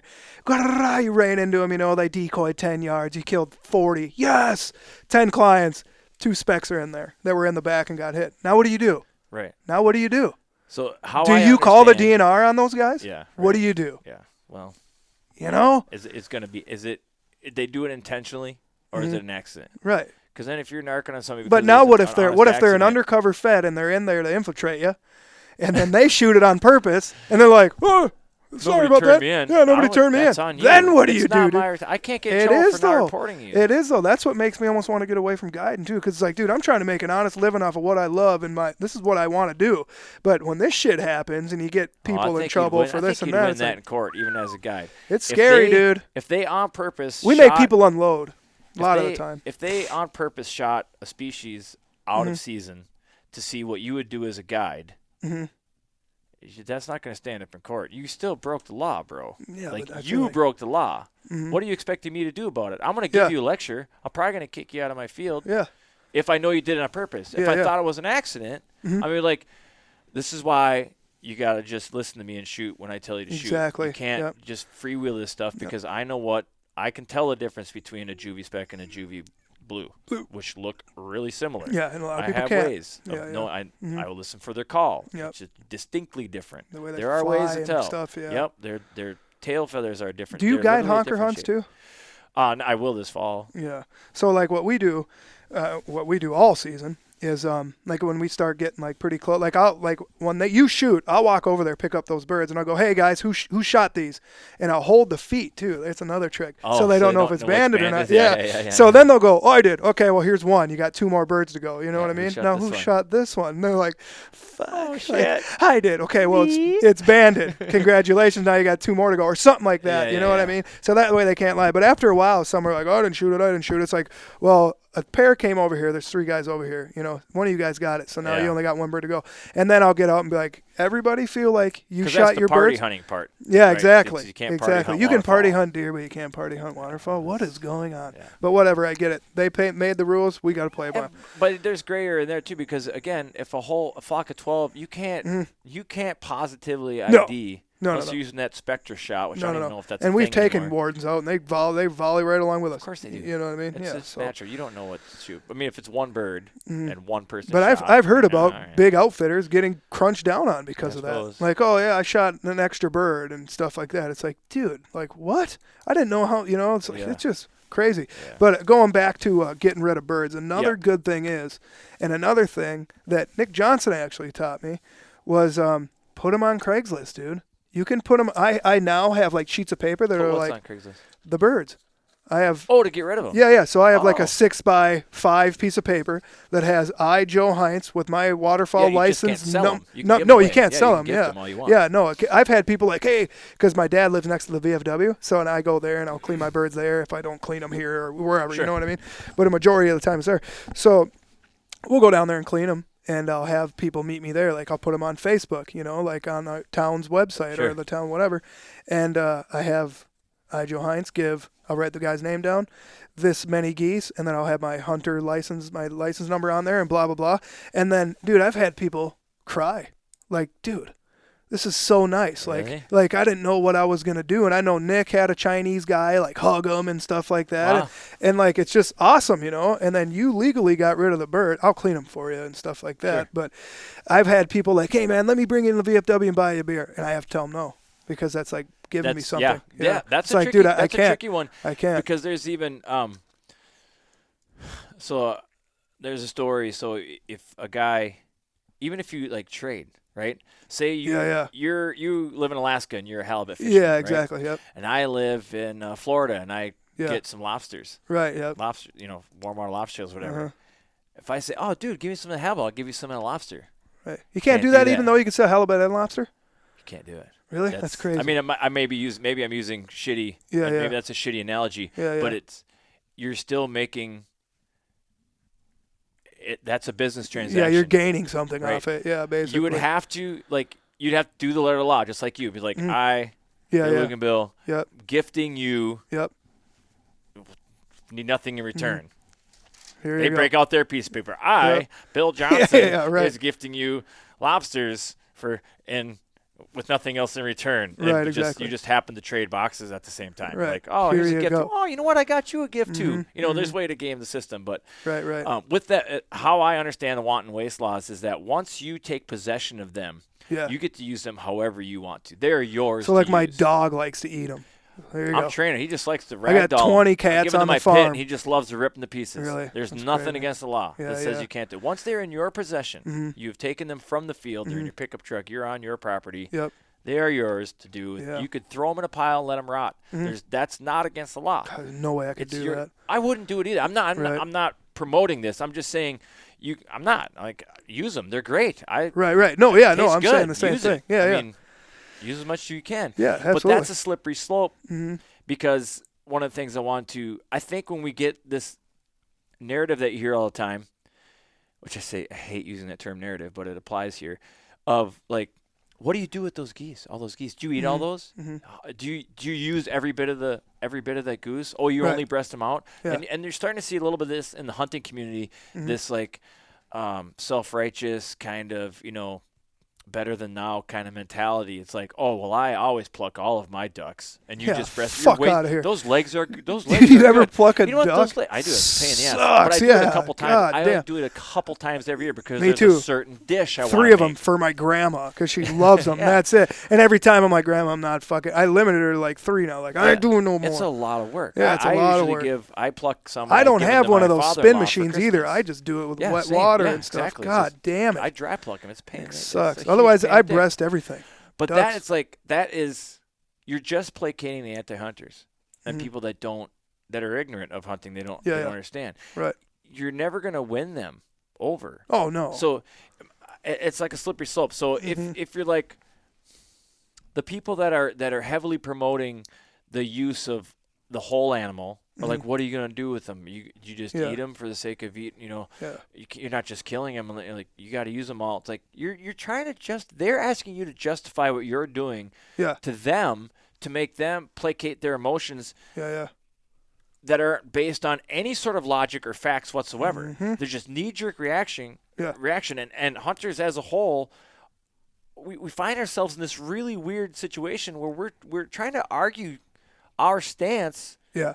We're trying to defend ourselves to somebody And ain't gonna we get shouldn't anywhere. be defending Yeah, ourselves. exactly. When you give them that little inch, and it might sound cliche, you give them an inch to take a mile. Well, they will because they're not hunters. They don't understand it. Yeah, They're not comfortable with the idea of killing. Yeah, themselves. they hate anything you and do it doesn't with the matter how goddamn thing. hypocritical they are. If they wear a leather belt, if they go to McDonald's. Like I don't even want to go down that route. Yeah, The no, point you is can't. they're scratching this irrational itch. Yeah. They just don't. They're not uncomfortable with the idea of killing something. Yep. Which is fine. I'm not saying everybody has to, but they're not telling them that you're gonna eat it. Only that's like putting half a Band-Aid on it. They're like it only or an aspirin. It makes the pain go away for a little bit, but they still don't like it. Yeah, right. They didn't just go to bed and then wake up next morning like, I guess I'm okay with killing some animals. Yeah. No. I know. They're never gonna come full With circle. any part so of it, yeah. now they're gonna want you to also use the feathers, and then they're gonna want you to you have to justify every step. Like, well, they're overpopulating. We gotta do this and that. And so that brings me to the other thing I wanted to say going into snow geese. And you get people that say, do you eat them all? Well, we donate them to the food. Like, why does it have to be eaten? Why is that the only? Why is it the only? Goes back to the native only days. acceptable reason to kill a wild animal is if you're going to consume it. Right. In the case of snow geese, where they are decimating the tundra. Yeah, they're horrible. And there's what no people limits don't on them. understand, yeah, the spring. There's a reason there's no limit. Yep. It's liberalized. No plugs. You can half hour before sunrise, half hour after sunrise. Like almost all game laws have been thrown out the windows to shoot as many of these as humanly possible because without it, they're fucked. Yeah, exactly. And it's not just them as a species is fucked, but every other species that utilizes the tundra. Now that's less grazing grass for the muskox and the reindeer, and down to the voles, and then the whole circle of life with the Arctic fox. All of it, like it affects all of it. It honestly shouldn't matter what you do with snow geese. Yeah, I'm a think proponent that of too. eating them. I just made that. I know. Snow geese I salad do with like bowls. eating them. Just said that. They are They're so great. good. I know. love them. They're so good. I know. But with that said, if you shoot 500 of them, and you're gonna sit there and poke me in the chest because I didn't personally eat 500 snow geese. 1,000 individual breast sides. Exactly. How are you gonna do it? Does it really? It shouldn't matter. The greater picture here is that we shot 500 snow geese. Right. That's 500 And less snow geese that are gonna breed. Yep. And you as an anti-hunter, what are you doing about it? Pissing and moaning about it? Right. You're not up there helping biologists oil eggs you're or not do doing whatever. nothing. You can't. Yeah. And there aren't any. And that's another thing too. Other They oil the humane- eggs and they do all this other crazy You can't shit. oil that many eggs. You're right. I know. Yeah, it is. Hunting Snow goose is a literally very the big only gray area. viable action to this, unless you're going to start gunning them down out of helicopters. Right. I mean, which would actually be pretty effective. And fun as fuck. Yeah, but I mean, and that's people have a hard time. Not only do they have a hard time with killing an animal, they really have a hard time if you enjoy killing the animal. Yeah. Oh, Like you can't take any joy from Oh. it. That's wrong. Yeah. Just if you go to like lion hunting in California, they ban Yeah. lion hunting. The same if you think that's a good thing, if you're somehow stumbled on this podcast and you're against lion hunting, you think that's a good thing, they still kill the same amount of lions every year. Yeah. Instead of earning money off of license sales that go back into the habitat and help out the communities, Mm-hmm. down to hotels from out-of-state Yeah. lion hunters and food I mean, restaurants, that's for all of it. everything. All of it. Yeah. It is costing taxpayer money to hire a professional sharpshooter, sniper, hunter, trapper, whatever, to trap these lions, and they're still being killed. And by law, they can't utilize any of that meat. So if you're worried about what I'm doing with the stuff that I legally hunt, Yeah. and you're just shaming me because I might not be using it in the way that you see fit as a non-hunter, but you're pro lion hunting ban, you couldn't possibly be more full of shit. Right. Because by law, those sharpshooters can't utilize any of those lions. They I know. dig a hole and they fucking bury them. That's crazy. That hide goes to waste. The lion meat goes to waste, which I hear is actually pretty good. They Right. say it's a lot like pork. Right. I don't know. I've never had it. I'd give it a try. I'll try anything once. I would too. I tried that balut. You ever have that? That's that half-formed duck egg thing. No. You ever I wouldn't heard try about it? though. So you have it's like a 14-day incubated. Oh God, it rots a little bit. No, they're not rotten. They're developing, and then they boil them. Ooh. Sounds disgusting. Yeah, it does. I It's tried actually though. not bad. If one's here, I'd be like, It's actually not bad. I'll fucking try. It's Yeah, not. yeah. I'm not gonna tell you. I'm not gonna sit here looking at it. It's great. I'll probably never eat one again. Where'd you have it? In California, Oh, okay. a guy just says, "You ever have balut?" And I'm like, "No, let's go get some." I didn't even know what it was. I'm like, Yeah. till we were like walking. He's like, "Do you know what it is?" I'm like, "I don't know. I'll try anything." He's like, "Oh, it's the half. Oh, that's what they call it." I'm like, Oh, man. Well, I guess I'm trying balut." I was like, "Ugh, I don't know about this." Baby duck But still the egg. it Baby tastes- fetus. Not surprisingly, it tastes like a cross between eggs and chicken. I'm sure. Because it yeah. kind of is. Yeah, it kind of is. Like exactly exactly a what cross. it is. Yeah, right. That's It's crazy. the crossroads. Right. So it's that. Yeah. So if you ever have a chance to eat it, I recommend doing it. Just check it off the list and say you did it. It's pretty benign, really. You put a little hot sauce on there. It's whatever. It's not. I've eaten a lot more disgusting things that are socially acceptable than that. That's Right. not socially acceptable. But that's kind of the point I wanted to get to with the want and waste thing. Is I think we're preached to by kind of these clean-cut outdoors people, like we talked about, that image you have to have. Yeah. And they're not that out there grinding We need either. to make sure that we're presenting the best image to – and I see their point. Yeah, I see their point I see too. their point to I see an their point extent. too. Yeah. But also we have to be really careful that we don't always placate to them because they are never going to be satisfied. No, They are not. It's like arguing with that person on Facebook about politics. If you're a Trump guy and I'm a Hillary Clinton guy and I'm poking you in the chest and calling you a redneck dumbass, has anybody in that type of argument ever gone, oh, you know what, you're right. Yeah, you're right. I guess I am being an I'm not idiot. a liberal No, anymore. when you poke somebody in the chest, the first thing they're going to do is get defensive and poke you back in the Exactly. chest. Now you just got a fight that goes round and round and round and round and round. You're not winning anybody. No, you're You not. are not going to convert any anti-hunters. Nope. They have to stumble. That does happen, but it's not because of somebody else. The question's already been rolling around in their mind, and then that comes from self-reflection on their part. They're like, listen, man, I was beaten up on that hunter that took that elk and that picture or a wolf or whatever, and it pissed me off, but I'm literally waiting for my Big Mac in the drive-thru right now. Right. Do I have and you can't. That is something like any kind of therapy will never be successful if somebody's making you go to therapy. Oh, right. Exactly. You have to want to change. So the people, like, I'm not saying let's just go out there and and just carnage everywhere and only post bloody pics and this, that, and blah, blah, blah, blah, blah. No, like, it's kind of like that filter, language filter we talked about early on, to bring that full circle. It's like there's a time and place for everything. Yeah. I'm not going to just be blatantly brutal. Yeah, no, I'm not with going to my say the stuff. F word every single fucking. When it comes to hunting, I'm not going to, if I know if I'm in a group of people that I know are kind of queasy about hunting, I'm not going to tell hunting stories, right? I'm not. I also aren't going to hang out with them. Well, there's this fighting chance Also, that's I'm not not going to be around them people. But if I'm posting yeah. something on Instagram or whatever that is intended for other like-minded people, Yeah. the small fraction of people that get on and throw some shade my way about why are you killing these beautiful creatures or whatever, I'm just going to ignore you. Right. I know I'm not going to change your mind. I don't care that you find my post offensive. Like, I really don't care. Nothing I change about what I do, no matter how much I try to clean up my image, no matter how much I try to utilize, I'm eating duck toenails because I have to use every last bit of this thing to placate you. You're still not going to be happy if I do that. Exactly. So I'm not going to do any of it. Yeah, no, you're not. And I just think people are gonna we're like falling you. into that trap. People as are gonna hunters. hate you if you're serious, and people are gonna hate you when you're not serious. Because there's people that like serious people, Yeah. and there's people that don't like serious people. It just is what it is. They talk It's- about the public image. Yeah, Like, it's gonna have to go. there's some element of that. Yeah. Like, just don't be a dumbass. Right. Yeah. I mean, if exactly. you're within your legal right and Mhm. you're doing things in a respective way, Yeah. I mean, if you're playing football, you made a video and you're playing football with the snow goose, and then you put that Kinda- shit on YouTube, kind of dumb. Okay. Yeah. Yeah. Don't Um, do that.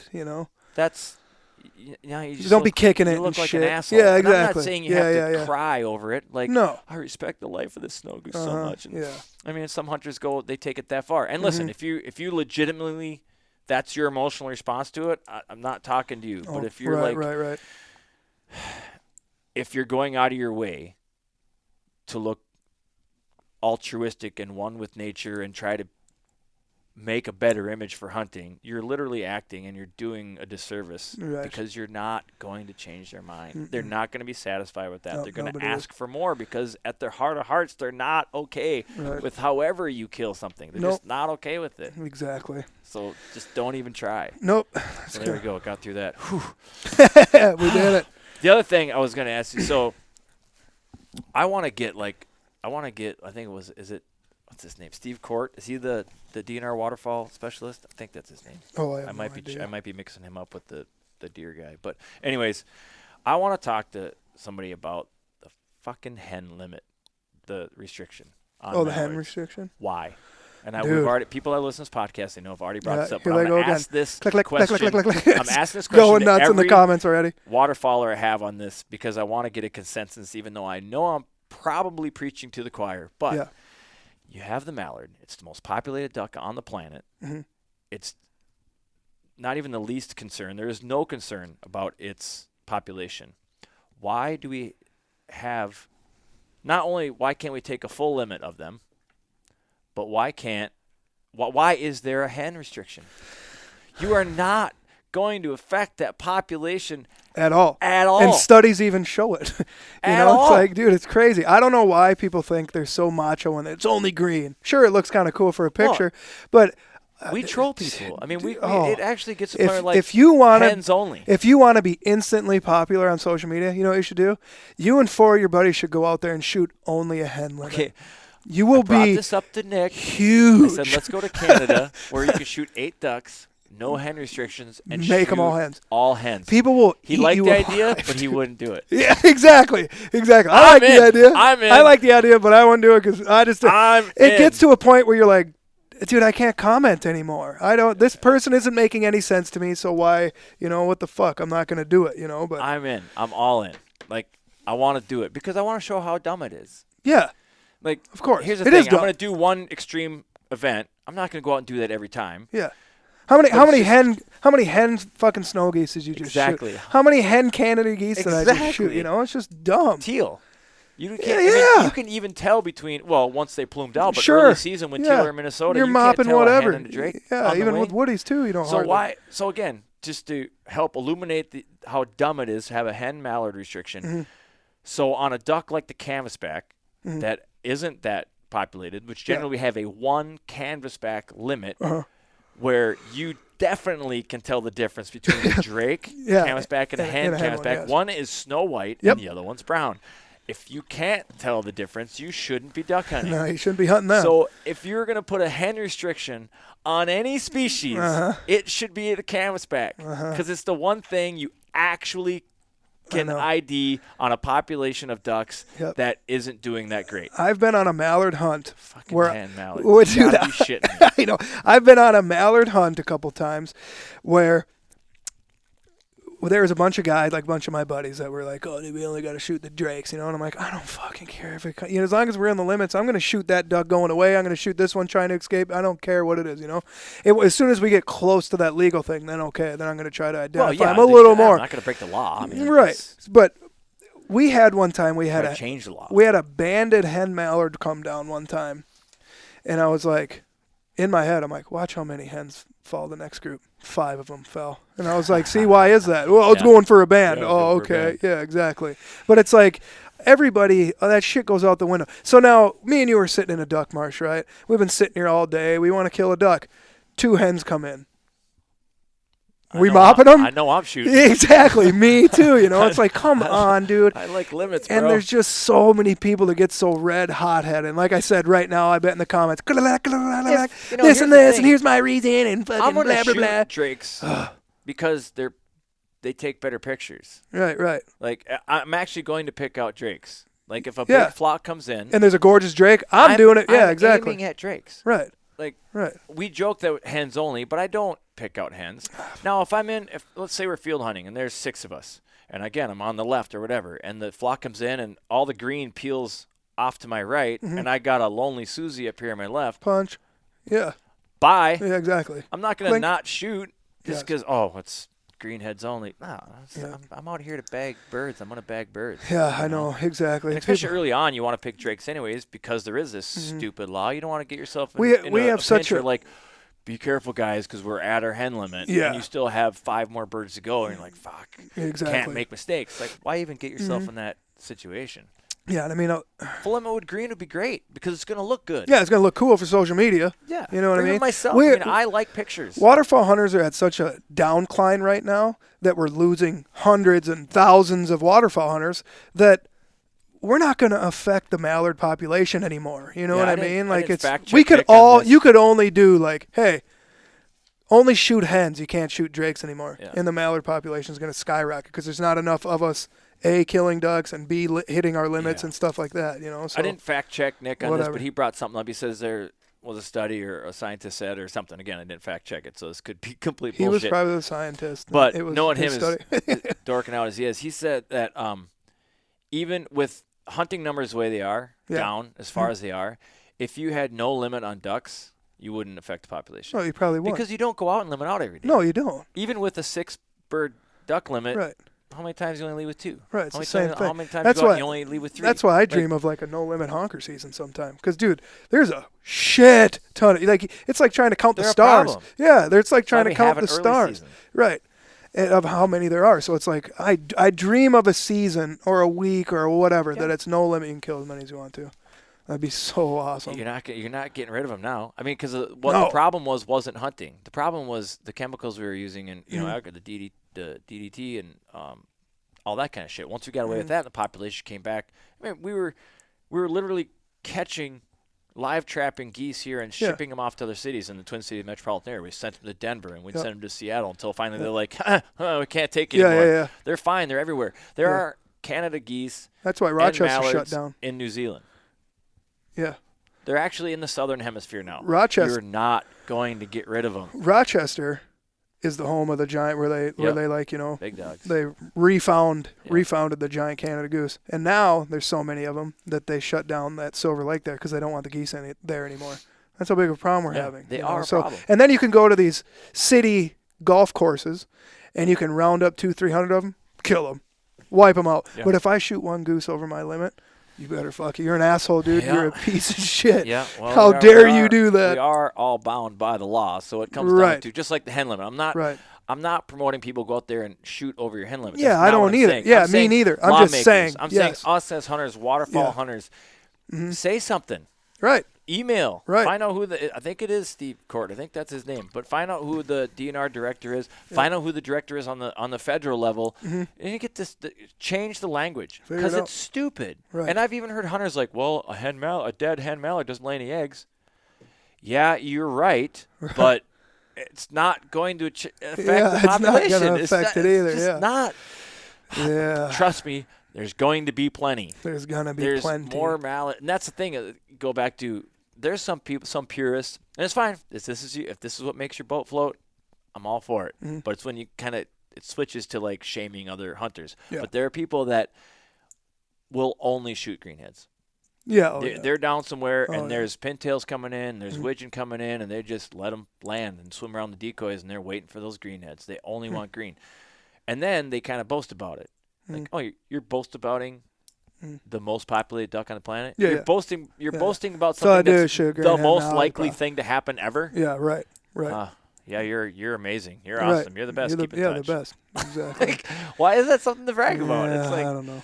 I mean, that's all waterfowl hunting is turning into, is bragging and shit. Kinda. You know, I feel like a lot of people are getting into it. It becomes A lot of people are getting into it to make a name for themselves. It's like I started doing it because I love doing it, and I gotta and whatever. I guess maybe there's some where people it like is. that, which is sad. But most, not even most, I'd say every waterfowler I know is in it because they're just completely obsessed with it. Yeah. I If social media goes away, I'm still going out there. You know I'm in everything I mean? outdoors. I mean, I'm not a specialist. I fish and I forage and I used to trap. I mean, I like everything. I mean, I dip my toes in turkey hunting, even though I don't really do it seriously. I still do it one day a year, half-assed it. But I'm in everything. But waterfowling, I'm fucking obsessed with. Oh yeah, me too. I just love it. I have given my whole soul to these animals. The sound, the imagery everything, of it, the one-on-one working them. You know that friends, is there early a better morning, sight? traveling, talking back to them, setting the spread, painting the picture. That everything about it, I am obsessed with. I love it. The image, like when you have one fully cupped and committed, that image, that here we go. Yeah. I don't know if there's anything like it anywhere else in the outdoor world. No. Like when a deer is lazily walking across the field and you're going to get excited, like, I hope he keeps coming. Yeah. There's never a point where you're like, this is going to happen because of something I did. Right. I mean, maybe if you rattled him in, there might be a little bit of that. But is there an imagery? Does his body language change? Does it like? Maybe it does, but it's not nearly as obvious as a duck that was just passively flying by, all of a sudden looking, because you see his head swivel, he turns, locks those wings, feet come down, and he plummets, just plummets out of the sky. You got him. And you like that sight, and the anticipation of raising that gun and squeezing that trigger and crumpling them, and then it all comes together. The satisfaction that the plan came together. Yep. Like where else does that exist in the outdoor realm? You volley into it. You and your buddies scream like little girls. You're high-fiving, and everything came together so perfectly. You're like, this is so awesome. And then you just kind of, like I've always said, you can make best friends out of the worst enemies if you guys go goose hunting. Like me and my worst enemy go goose hunting. When we get that tent, like we'll bicker. Don't put them fucking decoys here. Don't shut up. You sound like shit on that goose call. As soon as that 10-pack comes in and he triples and I triple, we look at each other and be like, fuck, this is all right. Yeah, this is all right, man. Multiple times this weekend. I only was able to hunt with my buddies like a night, a full day, and then a morning. So almost 2 full days, whatever. Multiple times, even after we didn't get to shoot, when they just worked and it looked like they were going to do it, and you're like, oh, you bastards, and they drifted off, or maybe you didn't call a shot and you should have, whatever. It's still like, it was almost always after watching them lock on, that visual I was describing, after that we go, God, I love this shit. You fiend for it, dude. Love and you're greedy about it. Because like, as soon as you say it out loud, like, fuck, I love this shit. Oh, I know. And as soon, like, I'm super greedy about it. Well, also, as waterfowler, I mean, if you're a diehard waterfowler, if you're a lifetime waterfowler, Cole, lifetimewaterfowler.com. Nice, very nice. You're greedy about it. Like, as soon as you see it, you're like, God, I love this. This is awesome. And as soon as it goes away, you're like, where's that next flock? Because I want to see it again. I want to see it again and again. And then I'm going to go home. I'm going to go to bed. And when I wake up, I hope I fucking see it again. And if you're a waterfowler and you haven't done the spring snow goose season, you got to do it. And it ain't about killing piles of snow geese. I'm telling you to go out there because you're going to witness the spring migration. And it's nuts. You're going to see more birds than you ever thought possible. It's insane. It is insane. Of every make, model, and size in their prime breeding plumage. Honkers, little shovelers ones, big ones, look gorgeous good. One of the shovelers. best looking ducks of all time, if you ask me. Oh my God, yeah. That'd be a hard one to argue with. Good. And just this, like you said, dude, the sights and the sounds, all that stuff. You get covered in cacklers, covered in specks. Watching them big waves of snow. Have you had any giant spins of snows come down on you? No, we have some like kind of half-ass set up and then drift off at like 100, 120, but I haven't actually yet been under a full-on tornado. When I used to snow goose hunt with my buddy Pete Zastro and Spencer Brennan, Spencer had like 1,000 full bodies. He was from Florida. And then him and Pete somehow met up. I think they sold decoys to each other. But me and Pete were good buddies. And so he's like, you want to come snow goose hunting with us? It's just us two. We're going to chase feeds and set out 1,000 full bodies. I was like, oh, that's not bad. It was fucking so horrible setting that spread up by just us three. It sucked. But, dude, I'm telling you, we had some spins of like – I don't know, dude. It was thousands. I know when numbers get that big. When you look up and they start going like this, the top ones are going this way, bottom ones are going this way, and then they go out and they hit that wind, and here comes that big dude. You pull up and they're at like 10, 15, 20 yards landing, and you pull up and you're shooting at one, and 5 of them are falling behind it. You're like, this is the best. And then the ones behind it are still cupped out coming down because just the sound is deafening of their And then calls here comes another drowning out group, the and it e-collar. happens again. It happens again. And I mean, it's taken over my whole life, There's dude. not It's a drug. insane. There's nothing. No, you there's can put nothing. In a needle. If there was a drug for it, I'd be a full out junkie for it. Yeah, there's not. I'd go to the gay 90s and look for it.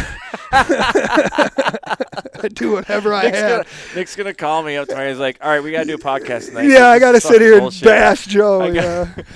I feel like I need to defend myself. It wasn't my idea. It was your idea, Nick. Just don't even try. It's fine. We don't judge you. Well, we do judge you, but whatever. We still like you. You're a good guy. Yeah, it's fun. It is. Let's pimp out your stuff one more time, like all of it. So you got a guide company. You got a new guiding company. I got a guide company with my. That one right away. I got a guide company with my buddy Trevor Ludke. We are Legends Outfitters. We are in South Central Minnesota, hour west of what would be like Minneapolis. What towns would be like the nexus? It'd probably be Hutchinson. Okay, Hutch. Yeah, right here. Hutch. Yeah, it'd probably be Hutchinson, but we go from here west to east to south, blah blah blah. So, and then we also run hunts up in Fergus Falls with our buddies Feet Down Waterfall. They owned it, and then they had us come up to get more customers and to help kill all the frickin' geese they got up there. So find both of those on Facebook. Yeah, find both of them. Medias. Yep, all social medias. The best way to find all that is to add me on Snapchat, Mr. Heintz, MrHeintz, and on Instagram, Grinder Heintz, and Facebook, Joe Heintz. You can follow me on there. I hit my friends limit a while ago. Your sweet gear here. Yes, and we also have Goose Calls. Me and Scott Thrynan are coming out with a line of, it's based off our YouTube platform, Lifetime Waterfowler Co. I mean, I should probably, try one of those out. Whatever you want to do, yeah, dude. We got Delrin ones and we got acrylic ones. I'll blow a Delrin one for you. I won't blow it into the speaker. I'll put it over here. This is our $65 Goose Call. I think if you just kick that microphone out to the side, maybe it won't be so loud. Yeah, try that. See. Or just take it out. There you go.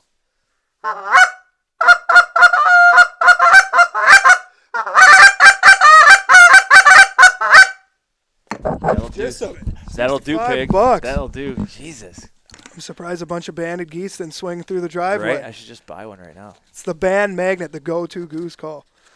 But they're dynamite. We got acrylic ones too for more advanced. I mean, they're a different material, different sounds. What makes it more advanced? I don't want to hijack people just. I mean, it's just the quality of the material. Like when I blow that, I can tell there's a different sound to it. Okay. And when I blow an acrylic, it's got more pop to it. Okay. More range. The Delrin are more dull. But if you're a beginner, would you recommend those one versus the acrylic, or just go with the acrylic? I mean, depends operation is the same. Depends on how far you want to take the waterfowl thing. If you think you're like, I'm only going for the weekend, or maybe just this season, I'll try it out.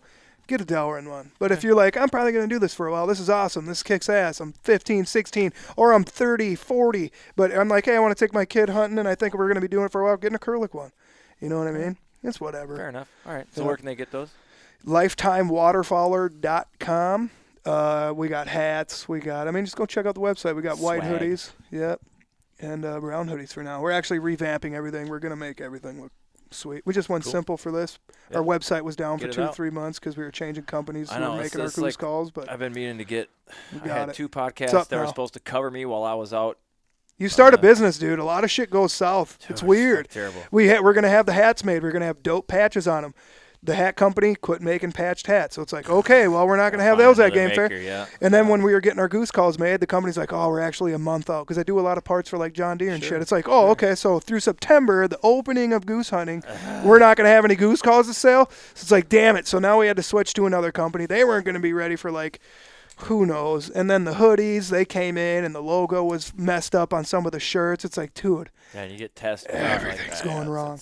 It's not really wrong. It's just like a challenge or whatever. Yep. It's just another hurdle to overcome. It's not just going to fall in your lap. It's kind of what we talked about earlier. It's like if you do what you love, you never work a day in your life. But that doesn't mean you get to just sit back, kick your feet up, and the money starts rolling in. You got to dedicate yourself to it. You gotta have the drive. You gotta have everything. And you're gonna because you're gonna love it. Right. Exactly. I mean, that's like I'm grinding out there for however many days, and hopefully next year it'll be more. Yep. I mean, I'll probably start with premiere right away in Arkansas next year. Yeah, So there you it'll go. be- When do you think this will come out for people here? Week? This will all up the list will be available Thursday nights or Thursdays. So usually like midnight, or 1 o'clock Wednesday. Okay, because I'm changing over the name to our YouTube channel from Fowl Family TV, like we talked about, but I'm changing it over to Lifetime Waterfowler Co.